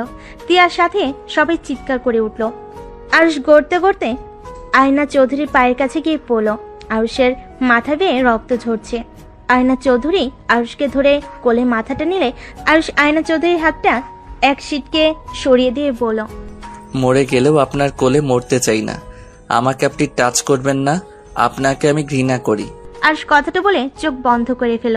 তিয়া দৌড়ে এসেছে, আরুষের মাথাটা কোলে নিয়ে ডাকতে লাগলো। আয়না চৌধুরী আরুষের কথা শুনে হতভম্ব হয়ে বসে আছে। তিয়া রামু তুলিকে বলল, তুলি, ড্রাইভারকে ডাক দে, আরুষকে হসপিটালে নিয়ে যেতে হবে। তুলি দৌড়ে বাহিরে গেল। আরুষের আম্মু আরুষের আপু এগিয়ে এসেছে, বলল, এই আরুষ, উঠ, এভাবে নাটক করিস না, উঠ, তেমন কিছু হয় নাই কিন্তু। আরুষের আম্মু কথা শুনে তিয়ার আম্মু তিয়া আয়না চৌধুরী অবাক হয়ে গেল। তিয়ার আগে চিৎকার করে বলল, আরে আপনি মানুষ নাকি অন্য কিছু? সন্তানের এই অবস্থা আর বলেন নাটক করছে? আপনার কি চোখ নাই? ওর মাথা দিয়ে রক্ত ঝরছে আর আপনি বলেন ওই নাটক করছে? তিয়ার কথা শুনে আরুষের আম্মু ভয় পেয়ে গেল। আরুষের আপু তিয়ার আপুকে চুপ থাকতে বলল। তুলি আর ড্রাইভার আসলে ড্রাইভার আরুষকে কোলে তুলে নিয়ে যেতে লাগলো। তিয়া আয়না তিয়ার আম্মু গাড়িতে উঠে বসলো। আয়না চৌধুরীর বুকের ভেতরে কেমনটা ব্যথা অনুভব করতে লাগলো। উনি বুকে চেপে ধরে আরুষের দিকে তাকিয়ে থাকলো। তিয়া আরুষের মাথাটা নিজের কাঁধে নিয়ে কান্না করতে করতে বলতে লাগলো, আরুষ চোখ খুলো। এই আরুষ, কি হলো? চোখ খুলছো না কেন? তিয়া, শান্ত হ, আরুষের কিচ্ছু হবে না। এই আরুষ, কথা বলো না। এই আরুষ, দেখো আমি কিন্তু রেগে যাচ্ছি। আমাকে আরো রাগাবে না। এই আরুষ, চোখ খোলো না, তোমাকে এভাবে দেখতে ভালো লাগছে না। এই আরুষ, চোখ খোলো। টিয়া কান্নায় ভেঙে পড়তে লাগলো। হসপিটালের সামনে পৌঁছে আরুষকে ড্রাইভার কোলে তুলে নিয়ে দৌড়ে হসপিটালের ভিতর নিয়ে গেল। আরুষকে ভর্তি করিয়ে দিয়ে নিচে চলে গেল। টিয়া কেবিনের বাহিরে হাঁটাহাঁটি করতে লাগলো। তুলি আর আরুষের আম্মু আর আপু কিছুক্ষণ পর চলে আসলো। অনেকক্ষণ পর ডাক্তার বের হইলে ডাক্তার বলে আরুষ মাথায় আর হাতে ব্যথা পেয়েছে, ব্যান্ডেজ করা হয়ে গেছে আর ইনজেকশন দিয়ে ঘুম পাড়িয়ে দেওয়া হয়েছে। ডক্টরের কথা শুনে আয়না চৌধুরী দীর্ঘশ্বাস ফেলল। টিয়া ডাক্তারের থেকে অনুমতি নিয়ে কেবিনে ঢুকে আরুষের পাশে বসে আরুষের কপালে হাত বুলিয়ে দিতে লাগলো। আয়না চৌধুরী দরজার ফাঁক দিয়ে আরুষের দিকে তাকিয়ে আছে আর ভাবতে লাগলো, এই ছেলের সাথে আমার কোনো সম্পর্ক আছে? না, তা কি করে হয়? ওকে তো আগে কোনোদিন দেখি নাই, ওর আম্মুকেও দেখি নাই। তাও কেন ওকে এত আপন লাগে? আর ও কেনই বা আমার উপরে এত রাগ? আমাকে যেন সহ্যই করতে পারছে না। আরুষের আম্মুর দিকে তাকিয়ে আয়না চৌধুরী অবাক হয়ে ভাবতে লাগলো, এটা কেমন মা? সন্তানের এই অবস্থা, চোখে এক ফোঁটা পানিও নাই। টিয়ার আম্মু আয়নার দিকে তাকিয়ে বলল, কি রে, কি ভাবিস? কিছু না। আয়না, একটা কথা জিজ্ঞেস করব? বল। আরুষের লাস্টের কথাগুলো আমার মাথায় ঢুকছে না। ওই তোকে এত ঘৃণা করে যে ওই তোর কোলে মরতেও রাজি না, কিন্তু তোর সাথে তো আমার জানা মনে এই প্রথম পরিচয় হয়েছে। তাহলে এভাবে ঘৃণা কেন করে? তোকে কি আগে থেকে ও চেনে? আমি বুঝতে পারছি না আরুষ এমন করছে কেন। আমি তো টিয়ার স্বামী হিসেবে এবার প্রথম দেখলাম। বিয়ের আগে কোনোদিন ওকে আমি দেখিই নাই, বাট ও আমাকে এমন ভাবে এড়িয়ে যায় আর ঘৃণা করে। মনে হয় আমি ওর কোনো ক্ষতি করেছি, অথচ আমি ওকে আগে চিনতাম না। আরুষকে বিষয়টা জিজ্ঞেস করিস তো, কেনই তোর সাথে এমন করে? একবার ভাবতে পারছিস? কেউ কারো উপরে কতটা ঘৃণা থাকলে কেউ এভাবে কথাগুলো বলতে পারে? হ্যাঁ, আমার আরুষের সাথে কথা বলতে হবে। আয়না চৌধুরী কেবিনের ভিতরে গিয়ে টিয়াকে বলল, টিয়া, তুমি বাসায় যাও, আমি এখানে থাকছি। তোমার তো কলেজে যেতে হবে, অনেক দেরি হয়ে গেছে, যাও। আচ্ছা মামুনি। টিয়া যেতে না চাইলেও যেতে হলো। আরুষের কপালে আলতো করে ঠোঁটে স্পর্শ এঁকে দিয়ে চলে গেল। আয়না চৌধুরী আরুষের পাশে বসে থাকলো। টিয়া বাসে গিয়ে রক্তমাখা জামা কাপড়ের দিকে তাকাতেই টিয়ার পড়ে যাওয়ার কথা মনে পড়তেই বুকটা সহ চিনচিন করে উঠল। টিয়া নিজেকে স্বাভাবিক করে ওয়াশরুমে গিয়ে গোসল করে পোশাক পরে কলেজের উদ্দেশ্যে বের হয়ে গেল। রাকিব টিয়াকে দেখে বলল, আসসালামু আলাইকুম ম্যাম। ম্যাম, আপনার সাথে কথা ছিল। ওয়ালাইকুম আসসালাম। আমি জানি কি বলবে। আরুষ হসপিটালে ভর্তি আছে। কি? আরুষের কি হয়েছে? সিঁড়ি থেকে পড়ে গিয়ে ব্যথা পেয়েছে। আচ্ছা, আমি যাচ্ছি, আমার এমনিতেই অনেক লেট হয়ে গেছে। টিয়া রাকিবকে কথা বলার সুযোগ না দিয়ে হসপিটালের নাম বলে চলে গেল। রাকিবের রাগের শরীর জ্বলতে লাগলো। রাকিব মনে মনে ভাবলো, কি মহিলা, স্বামী হসপিটালে আর উনি কত স্বাভাবিক। একটু কি মনে মায়া দয়া বলে কিছু নাই? রাকিব কথাগুলো বলে বাইক নিয়ে সোজা হসপিটালের দিকে রওনা দিল। এদিকে আরুষের ঘুম ভাঙলে চোখ খুলে আয়না চৌধুরীকে দেখে চমকে উঠল। রাগী লোক নিয়ে বলল, আমার পাশে আপনি কেন? আমি কোথায়? আরুষ উঠতে যাবে, মাথায় ব্যথা পেল। আয়না চৌধুরী ধরতে গেলে আরুষ ছিটকিয়ে আয়না চৌধুরীকে সরিয়ে দিয়ে বলল, আপনাকে বললাম না আমাকে ধরবেন না। আপনি কি বুঝেন না আমি আপনাকে পছন্দ করি না? আমাকে কেন পছন্দ করো না? আমি তোমার কি ক্ষতি করেছি? আসলে আরুষ, তুমি আয়নাকে কেন দেখতে পারো না? ওই তোমার কি ক্ষতি করেছে? তুমি ওকে সহ্য করতে কেন পারছো না? আরুষ টিয়ার আম্মুকে দেখে হতভম্ব হয়ে গেল। আরুষ নিজেকে স্বাভাবিক করে বলল, আন্টি, আমি বাসায় যেতে চাই। তুই আসুক, তারপর যেও। এখন বলো, তুমি আয়নাকে কেন দেখতে পারো না? আমি জানি না। এইটা কেমন কথা? তুমি জানো না অথচ তাকে ঘৃণা করো? ওকে দেখতেও খারাপ না, আর এমন কি ওর ব্যবহারও খারাপ না। আয়নাকে তো সবাই কত ভালোবাসে। ও অনেক ভালো একটা মেয়ে। আজ পর্যন্ত কেউ বলতে পারবে না টিয়া কারোর সাথে খারাপ ব্যবহার করেছে বা কারো কোনো ক্ষতি করেছে। তাহলে তুমি কেন তাকে ঘৃণা করো? আর সজোরে হাসতে লাগলো। মাথায় ব্যথা পাওয়াতে হাত চেপে ধরে বলল, আন্টি, ওনারা তো মহান মানুষ। ওনারা এত মহান যে আমার লাইফটা একদম হেল করে দিয়েছে। ভদ্র মুখোশের আড়ালে যে কত বড় শয়তান, এই আপনি আমার চোখের সামনে থেকে জানতো। আরুষের আম্মু কেবিনে ঢুকে বলল, আরুষ, এই ধরনের ব্যবহার করছিস? তুই জানোস উনি এত কাছে কখন থেকে বসে আছে, তোর জন্য কান্না করছিল, আর তুই তার সাথে এমন ব্যবহার করছিস? তোর আব্বুকে কল দিয়ে সব বলে দেব। তুই যে এত বেয়াদব করছিস, তোর আব্বু জানা দরকার তোর। আম্মু, ওনাকে কে বলছে আমার জন্য চোখের পানি ফেলতে? ওর চোখের পানি আমার কাছে বিষ লাগে। যত সব আজাইরা। আয়না চৌধুরী কিছু বলতে যাবে, রাকিব দৌড়ে এসেছে। হাঁটুর উপরে 2 হাত রেখে জোরে জোরে নিঃশ্বাস নিতে নিতে বলল, আরুষ, তুই ঠিক আছস? এই অবস্থা কি করে হলো? আমি ঠিক আছি। এই মহিলার মুখ দেখলে আর কত ঠিক থাকবো বল? কোন মহিলা? রাকিব আয়না চৌধুরীর দিকে তাকিয়ে বলল, আরুষ, এইটা কেমন ব্যবহার? মাথা ঠান্ডা কর। এই, তুমি মাস্টার সাহেবের ভাগনা না? জি আন্টি। আরুষকে তুমি চেনো? জি, ওই আমার বেস্ট ফ্রেন্ড। তুমি কি কিছু জানো ও আমাকে ঘৃণা কেন করে? না মানে, তার মানে তুমি জানো। হয়তো, বাট আমি কাউকে কিছু বলতে পারবো না। কেন? বলা যাবে না, তাই বলতে পারবো না। রাকিব, তুমি বলো, আমি শুনতে চাই।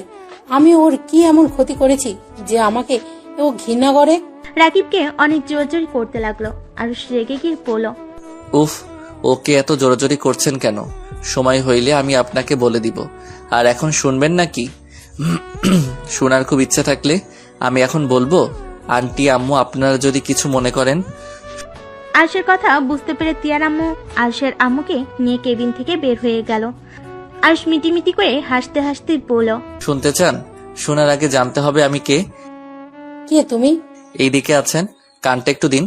আয়না চৌধুরী আরুষের দিকে গেলে আরুষ ফিসফিস করে বলল, আমি আপনার অবৈধ সেই সন্তান যাকে হসপিটালে ফেলে দিয়ে আসার হুকুম দিয়েছিলেন। আমি একটা জাকর সন্তান যার বাবা মা থাকতে তাদের কোনো পরিচয় নাই। আরুষ কথাগুলো বলে হাসতে লাগলো। হাসতে হাসতে আরুষের চোখ বেয়ে পানি বের হতে লাগলো। আয়না চৌধুরী কয়েক পা পিছিয়ে গেল। আরুষের হাসির প্রতিধ্বনি কানে বাজতে লাগলো। আয়না চৌধুরী কানে হাত দিয়ে চিৎকার করে উঠল, তুমি হাসি থামাও, তোমার হাসি আমার সহ্য হচ্ছে না। আহা, আপনার তো আমার হাসি সহ্য হচ্ছে না, আর আমার আপনাকে। চলে যান আমার সামনে থেকে।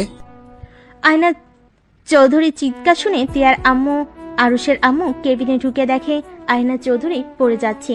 তিয়ার আম্মুকে ধরে বলল, তোমরা এভাবে হাসছো কেন? কি করছো? ওই, কি হলো? সত্যি করে বলো, ওর সাথে তোমরা কি করছো? আন্টি, আমরা কিছুই করি নাই। আরো শুধু জানিয়েছে কেন ঘৃণা করে। এতে উনি সহ্য করতে না পেরে অজ্ঞান হয়ে গেছে। ধরছো না কেন? ধরো ওকে। রাকিব, ভর্তি করে আয়। রাকিব আয়না চৌধুরীকে নিয়ে যেতে লাগলো। আরুষের চোখের পানি মুছে ফেল। আরুষ বেডের উপরে শুয়ে আছে, চোখ বেয়ে পানি গড়িয়ে পড়ছে। রাকিব আরুষের পাশে বসে পড়ল। আন্টি, মাথায় অতিরিক্ত চাপ পড়ছে, এভাবে না বললেও পারতে। যার যার ব্যথা সেই সেই বুঝে। নিজের গর্ভধারিণী মাকে সামনে দেখেও বলতে পারি না মা বলে। মায়ের ভালোবাসাটাও পাই নাই। চিন্তাবো না আমার আসল বাবা মাকে। আর উনি এমন মা যে সন্তানকে ফেলে দিয়ে আসতে হুকুম করতে পারে। সেই ধরনের বাবা মা আমার চাই না। আমি এই ধরনের মানুষদের ঘৃণা করি, যারা সন্তান জন্ম দিয়ে তাদের অস্বীকার করে। আরুষের কথা শেষ হতেই তিয়া চলে আসে। রাকিবের মুখ থেকে তিয়ার নামে কথা শুনে তিয়া ভিতরে না ঢুকে দাঁড়িয়ে পড়ল। আর এদিকে রাকিব বলতে লাগলো, আমি বুঝতে পারছি। আচ্ছা, তুই রেস্ট নে। আর তোর বউ একটা জিনিস, তোর এই অবস্থা আর উনি কলেজে পড়ে আছে। এই মহিলা কেমন ধরনের মানুষ আল্লাহ জানে। তোকে স্বামী হিসেবে মানা বা না মানা, তারপর তো মানুষের প্রতি মানুষের একটু টান থাকবে। রাকিবের কথা শুনে তিয়া রেগে ভিতরে ঢুকে কিছু বলবে, তার আগে আরো শেষে বলল, হা হা হা, তুই আবার আমার বউয়ের পিছনে লাগলি কেন? উনি শিক্ষিকা কলেজের, ওনাকে তো কলেজে যেতে হবে। পাগল, ওকে আমরা যেমন ভাবি ওই আসলে তেমন না। কাউকে না বুঝে তাকে নিয়ে কিছু বলা উচিত না। আরুষের কথা শুনে তিয়ার মনটা নরম হয়ে গেল। রাকিব আরুষের দিকে ভুরু কুচকে তাকিয়ে বলল, আরে ম্যাম, কি তোকে কিছু খাইছে নাকি? আর এত গুণ গাচ্ছিস? রাকিবের কথা শুনে আরুষ সজোরে হেসে দিয়ে বলল, দূর শালা। আচ্ছা ভাইয়া, আমাকে আর হাসাস না, মাথার যন্ত্রণা শুরু হয়ে যায়। আচ্ছা, তুই রেস্ট নে।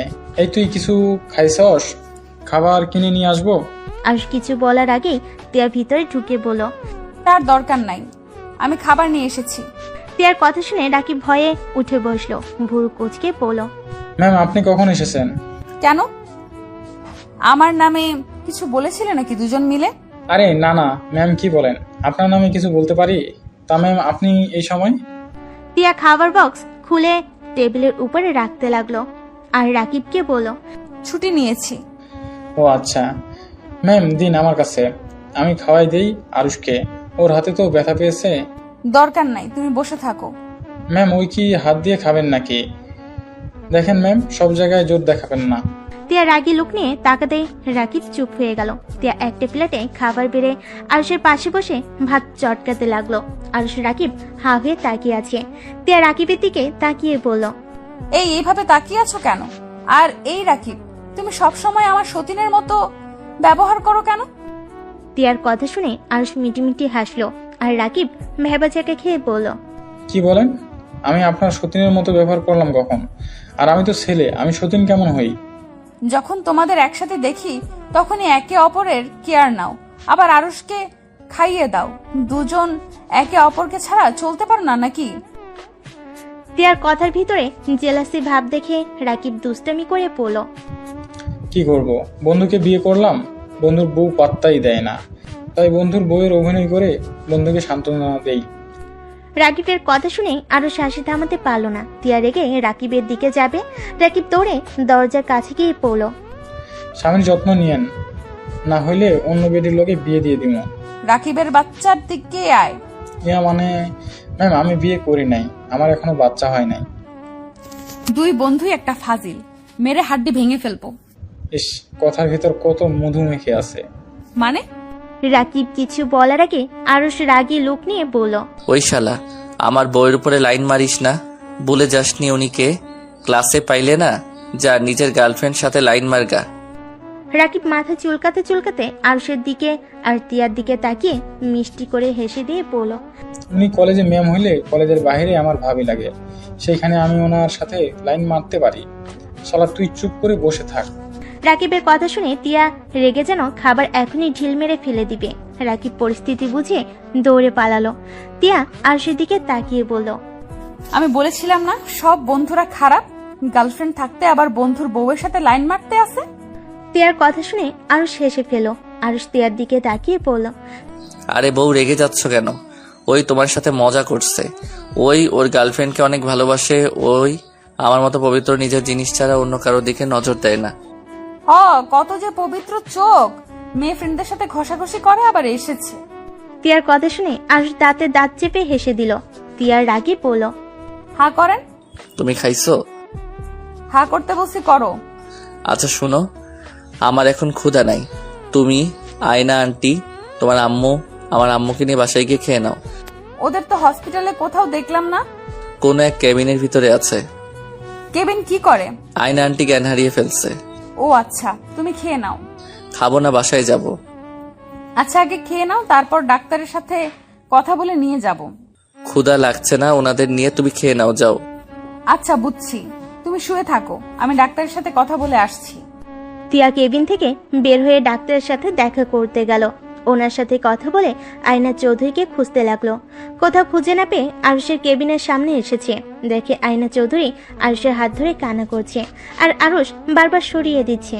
তিয়া ভিতরে ঢুকে বলল, আরুষ, তুমি আন্টির সাথে এমন করছো কেন? তোমার আন্টিকে নিয়ে যাও, এমন ন্যাকামি আমার একদম দেখতে ইচ্ছে হচ্ছে না। তিয়া মামনি, আরুষকে বলো না আমাকে ক্ষমা করে দিতে। কিসের ক্ষমা আন্টি? তিয়া ওর আম্মুর দিকে তাকাতেই তিয়ার আম্মু বলল, আমি বুঝতে পারছি না ও কিসের ক্ষমা চায়, আর আরুষ বা ওকে ঘৃণা কেন করতেছে। কিছু তো রহস্য আছে। আহ, ব্যথা পাচ্ছি তো হাতে। আরুষ ব্যথা পাওয়াতে আয়না চৌধুরী আরুষের হাতে চুমু দিয়ে বলল, সরি বাবা, আমি বুঝতে পারি নাই। দেখ ছাড়েন তো, বউ ডাক্তার কি বলল? রিলিজ নিয়ে যেতে পারবো। তাহলে চলো বাসায় যাব। হাসতে পারবে নাকি ড্রাইভারকে ডাকবো? হ্যাঁ পারবো, ডাকতে হবে না। আরুষ বেড থেকে নেমে পা রাখতে যাবে, সাথে সাথে পড়ে যেতে নাই। আয়না চৌধুরী এসে আরুষকে ধরে, দিয়ে আরেক পাশে ধরলো। আরুষ আয়না চৌধুরীকে বলল, আপনি ছাড়েন। হাঁটতে পারছো না, ব্যথা পাবে। হা হা, শরীরের ব্যথা দেখলেন, মনের ব্যথাগুলো ঠিক করবেন কিভাবে? ওইটাকে নিজে থেকে ঠিক করতে হয়, তাই এই ব্যথা নিজে থেকে সামলাতে পারবো। আরুষ কথাটা বলে তিয়াকে ধরে হেঁটে যেতে লাগলো। আয়না চৌধুরীর চোখ বেয়ে পানি পড়তে লাগলো। তিয়ার আম্মু, আয়না চৌধুরী আর আরুষের আম্মু মিলে ওদের পিছন পিছন যেতে লাগলো। 5 জন হসপিটাল থেকে বের হয়ে গাড়িতে উঠে বাসার দিকে রওনা দিল। আরুষের আম্মু আরুষকে বলল, আরুষ, তোর বেয়াদবি বের করব। তোর আব্বুকে খবর দিয়েছি, তোর আব্বু মনে হয় এ বাসায় চলে এসেছে।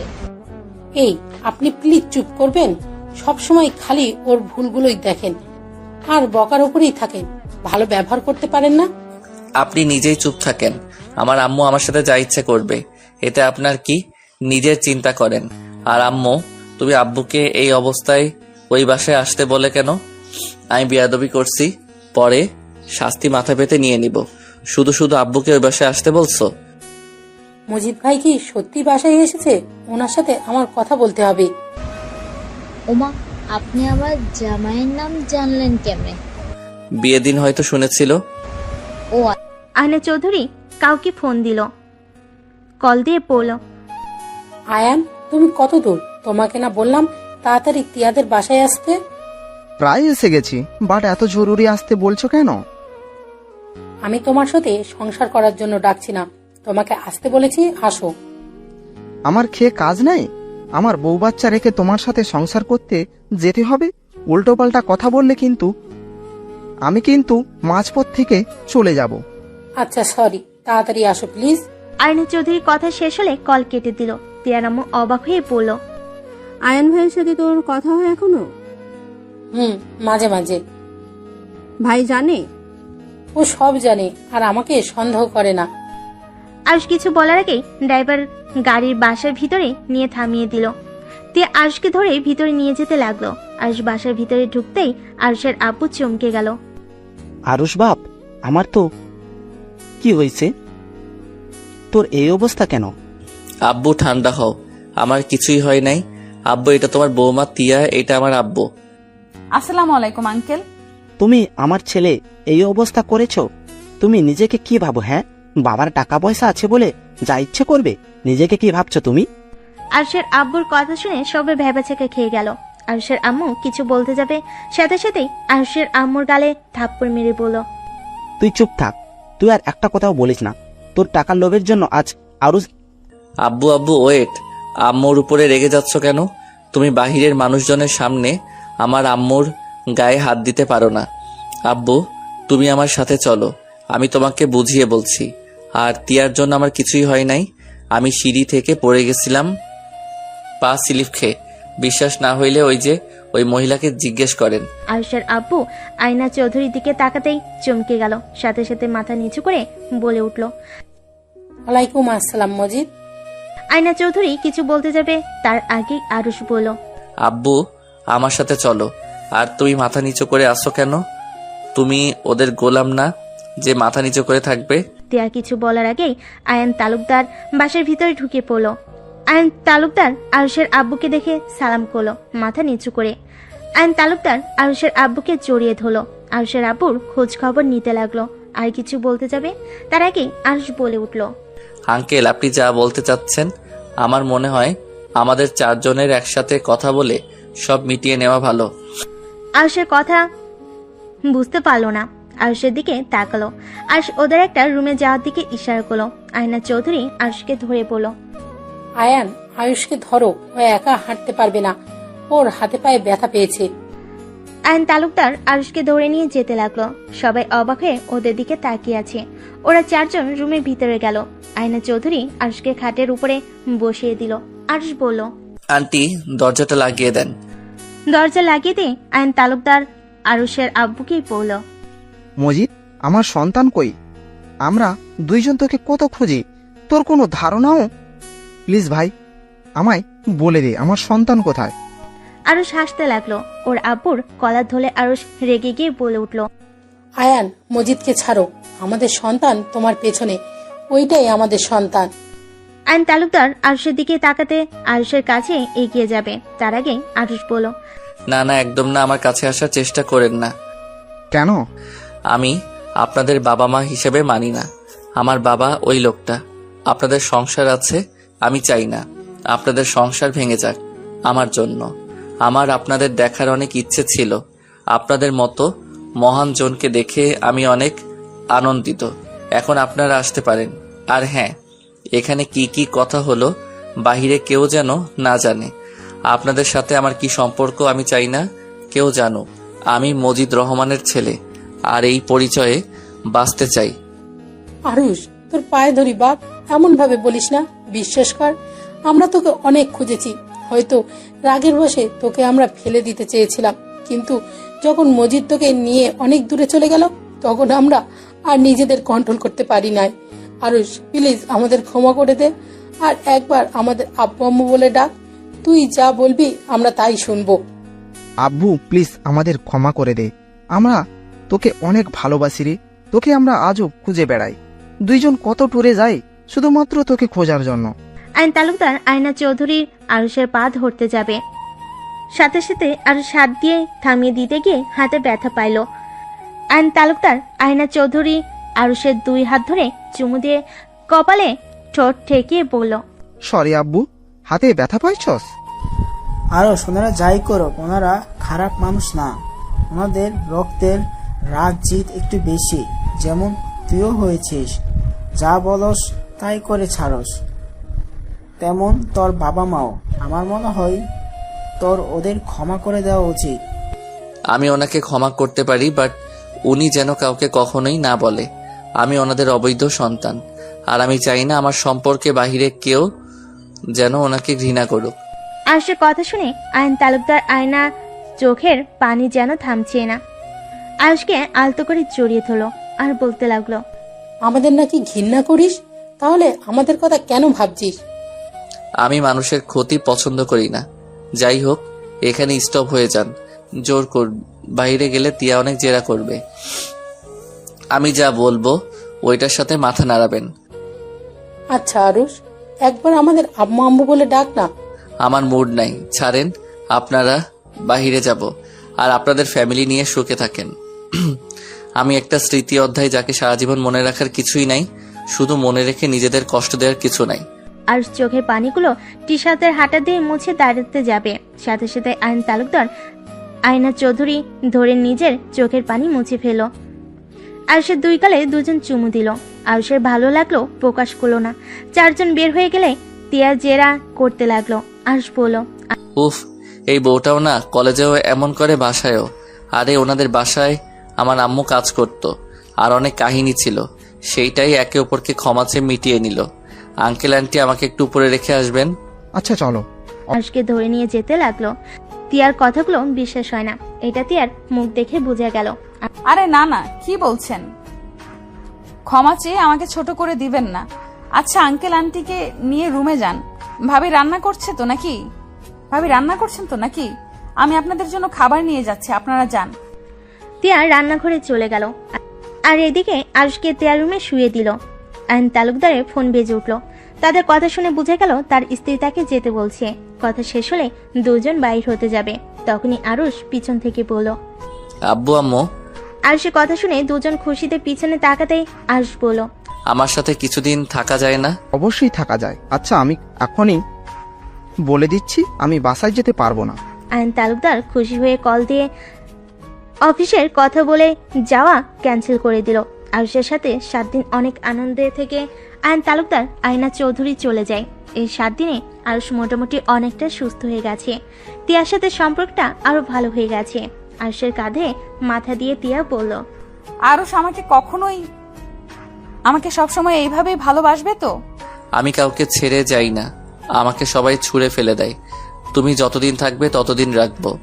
যদি দেখি আমার সাথে তোমার থাকতে সমস্যা হচ্ছে, তাহলে সোজা তোমার থেকে দূরে সরে যাব। গলা চেপেও আমি মেরে ফেলবো। আমার রাগ হইলে আমি কি করে জানি না, তুই উল্টা আমার রাগ ভাঙিয়ে কাছে টেনে নিবি। উল্টা কি বলি, আমার থেকে দূরে সরে যাবি? তিয়া আরুষের গলা চেপে ধরলে আরুষ হাত দিয়ে ধরে পড়ল। আরে বাবা ছাড়ো, মজা করছি। একবার যখন তোমাকে পেয়েছি, সেখানে তোমার থেকে দূরে যাওয়ার প্রশ্ন আসে না। আরুষ তিয়ার কপালে চুমু দিল। তিয়া আরুষের বাহু জড়িয়ে ধরে বলল, তাড়াতাড়ি সুস্থ হয়ে যাও না, আমার এমন তোমাকে দেখতে ভালো লাগছে না। মোটামুটি কিন্তু হয়ে গেছি। তুমি চাইলে তোমার সাথে এখন বাসরটা করে নিতে পারি। তে আরুষের বাহুতে একটা আলতো করে মেরে লজ্জা পেয়ে বলল, যা ফাজিল একটা। আরুষ টান দিয়ে তিয়াকে কাছে টেনে নিল, তিয়ার উপরে ঝাঁপিয়ে পড়ল।